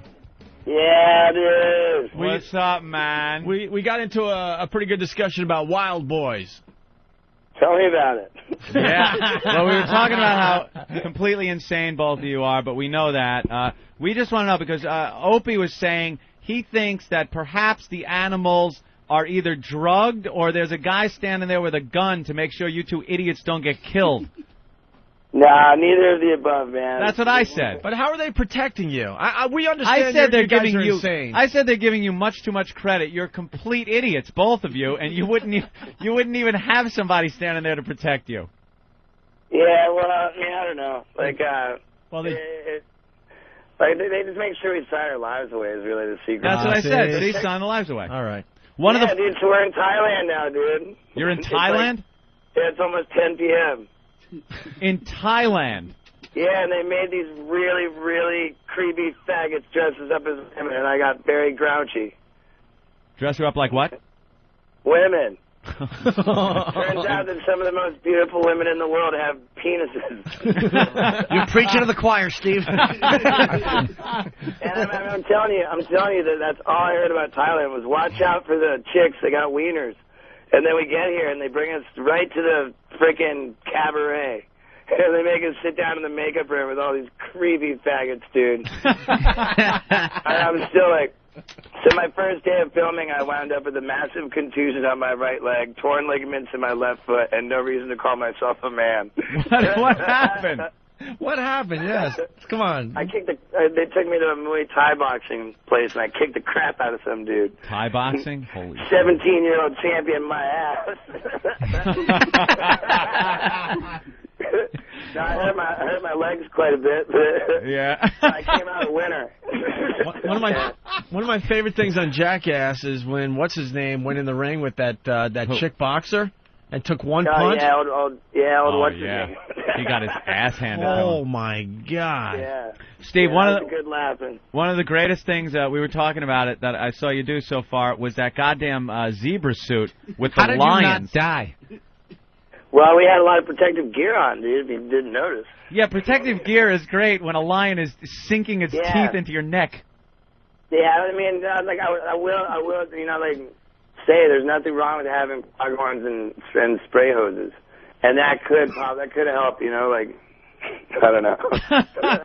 Gonna die, whatever. Yeah, I think that's what everyone's waiting for, is for you guys to actually get killed. I know, and there's any number of things that might kill me like in the next week. What kind of protective gear? Yeah, what kind of protective? We had like rollerblade pads. The boxer head cushion that comes around the earmuffs, you know? Yeah. We had those duct taped around our necks. Oh, well, they ought to do that. We ought to do that to all the elk and stuff, and all the water buffalo that's roaming around. Man, wait till you see Argentina. I will say this. Old Pontius is a cum guzzler. Oh, my God. What do you have him do? I was going to say the knoxville was the one who jerked off the horse. Oh, no. Well, dude, that one I saw of you letting the salmon spawn in your mouth. Yeah. He took a salmon and a female salmon and squished the eggs into his mouth, and then a male salmon, and they squished it, and all this salmon jizz goes all over in his mouth, and he fertilized the eggs in his mouth. Yeah, you see when he drank the tobacco spit? Super rad time to say that the complete second season of Wild Boys is in stores now. Yeah. I definitely suggest you pick it up. It's hysterical. It's sick, and you could watch these guys pretty much, almost kill yourselves. And I hope in future installments we will see the end of you two, because I honestly think you will die doing this. Yeah, I'm in Thailand, and then the front page of the Bangkok Post I'm holding right here says, "Martial law essential," says General. He's going to places where he's got to keep up on the current events, but they're retarded. No, like, martial law, like, don't kill you for a bunch of things, so I'm just quaking in my boots, and I'm not leaving my hotel room. You're a madman, Steve. All right. I'm out there. Hey, man, it's always a pleasure, guys. You guys always get me at the best times. You're the best, Steve. Hey, man, for sure, dude. Like, I'll let you know when I'm in New York, man, and thanks again for having me on. All right, cool. Steve-O, everyone, from Wild Boys. Pick up Wild Boys Season 2 on DVD. It's very funny. That guy's out of his mind, man. He's the real deal, too. He's not like this actor guy that's playing this part. He is that guy. Martial law says, General, I could get shot if I leave the room. Fucking lunatics. All right. I love that guy. You want to play What's Happening in Your Town? Yeah, but we need some type of music, anything, some type of happy... And this is the birth of a bit. Yeah, but I think the next time we play this, better. The next time we play this, we'll have circus music. We'll have a nice intro from Steve. Don't you think the story will play better with a nice musical bed? All right. Good point. I think so. What do you got? It's good music. What is it? That wacky 50s happy white suburban neighborhood music. What's happening in your town? Let's make sure the music's good. And now, spanning the country to find the stories affecting you. What's happening in your town? Anytown, USA. Let's go to Ohio. Dave? Yeah, how's it going, guys? What's happening in your town, Dave? Hey there, little Chia Sack. Hi, Dave. So, I live in Akron. In Cleveland papers, there's in one of the black suburb communities, there's a guy running for mayor, and he was such a good fella and helping out the kids in the neighborhood. And, well, one night he was out arguing in his car with his wife, and I guess he ended up putting one in her head. He shot his wife in the head in Cleveland. Thanks, Dave. That's terrific. Well, that's what's going on in Cleveland. All right, let's go to Tennessee. What's going on in your town, Scott? Hey, are you there? Yeah. Yes, we are. Okay, I didn't know if it was right, Scott. The headlines reads, "Pucker up, please," and there's like 5 E's in it. And then underneath that it says, "Pastor kisses goat after losing bet." What bet did he lose? You want me to read it? Well, yeah, word for word, all of it, slow. Sounds like a cute, touching story, which has no part in this segment. Well, it might. It's a cute special interest story. Pastor fucks goat? Well, perhaps that would work. Well, what bet did he lose? Well, Living Springs Baptist Church, the only church on Weekly Lane near Catskill Pike, departed from the usual services Sunday when the Reverend Milton Hicks lived up to his promise he made to kiss a goat. It seems the children's missions class were issued a challenge to raise $750 for a special missions offering. If the money raised exceeded the goal by $100, the minister of music, Tony Hicks, would be forced to kiss a live goat. And if the fundraiser exceeded $1,000, the pastor would have to join in the fuckering up. Wow, and that's on the front page of your paper? I swear to God, Oh the my Daily God. News Journal. This is great. All right, thank you, sir. It actually matched up to the music. Yeah. Here, why don't you hit the Benny Hill music for the next one? Oh, what's happening in your town?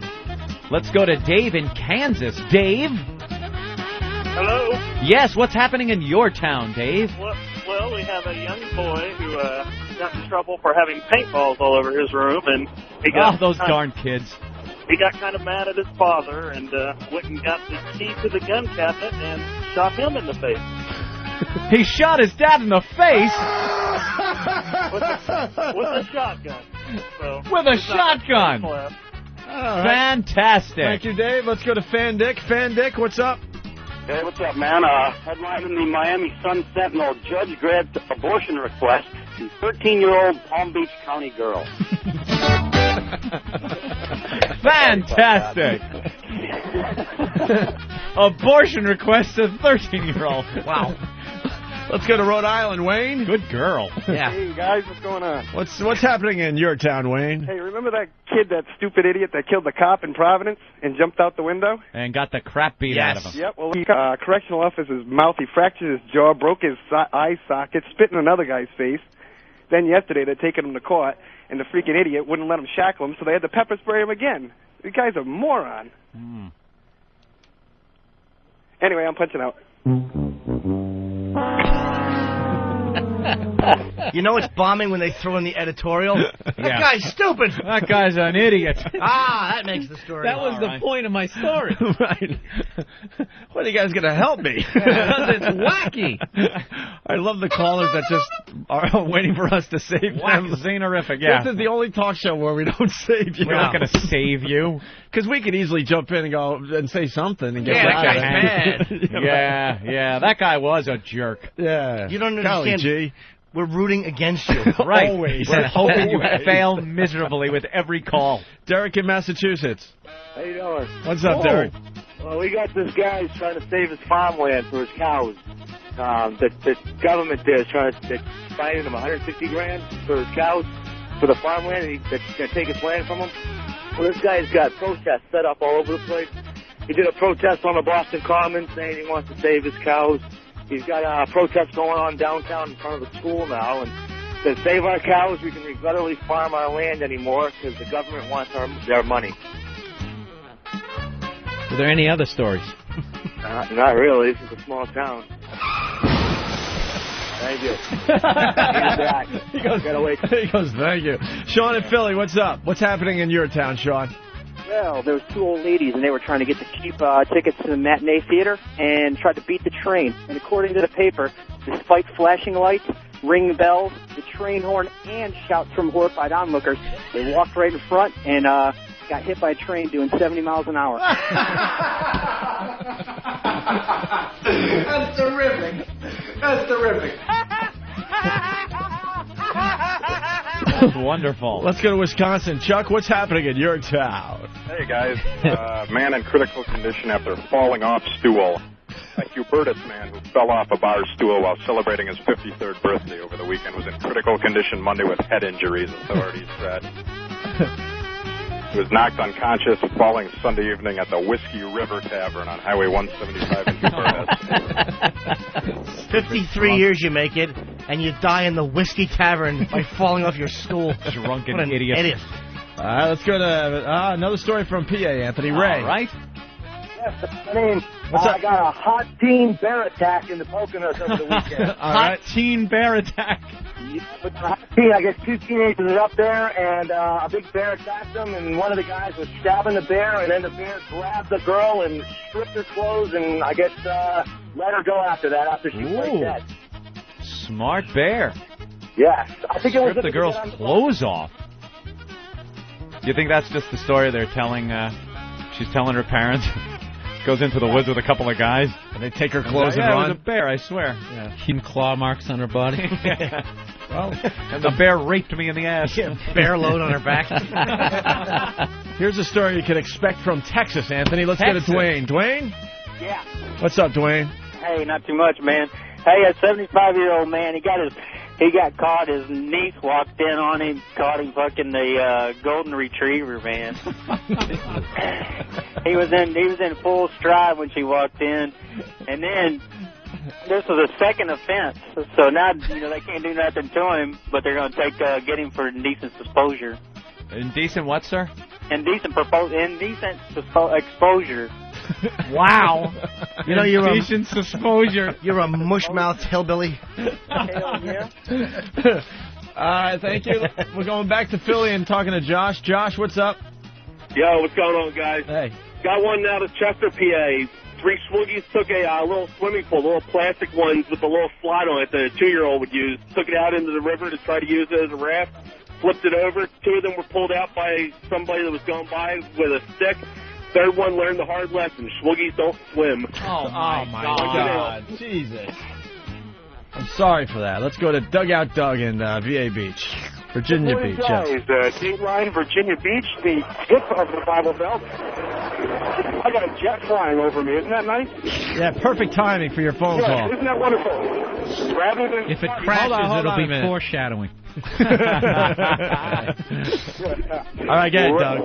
Rather than fight, FM 99 WNRR will remove its controversial billboard, which features the bare backs of 3 women. Because it's bare back of 3 women. The bare back of 3 women. Don't you guys just miss regular radio? Well, what's the billboard say? It has to have a cute saying. Nah, it just says FM 99 WNRR has the back of 3 women, and apparently the city of Norfolk has pressured them, residents and city officials have pressured them to remove it, and they're just not going to fight. They're going to remove it. Do the Professor Anthony song. That's not mine. Oh, I did the Ricky song. Oh, the Ricky song. Wait, you're not. Who does Professor Anthony? That was P. Niggity. Oh, P. Niggity. Niggity. I thought it was why am I Dugout Doug all this slurping time. at you? Me too. I thought it was Dugout Doug the whole time. Dateline, whackbag.com. Dugout Doug did the Ricky song, not the Anthony song. All right, there he goes. Thank you. Let's go to Nebraska. One more. Pat? I hate him anyway. Go. Hey, guys. Doug. I hope he dies in that car. Kidding. Go ahead, Pat. One's about a girl, 17-year-old girl, and she burned her house down and accidentally killed her brother's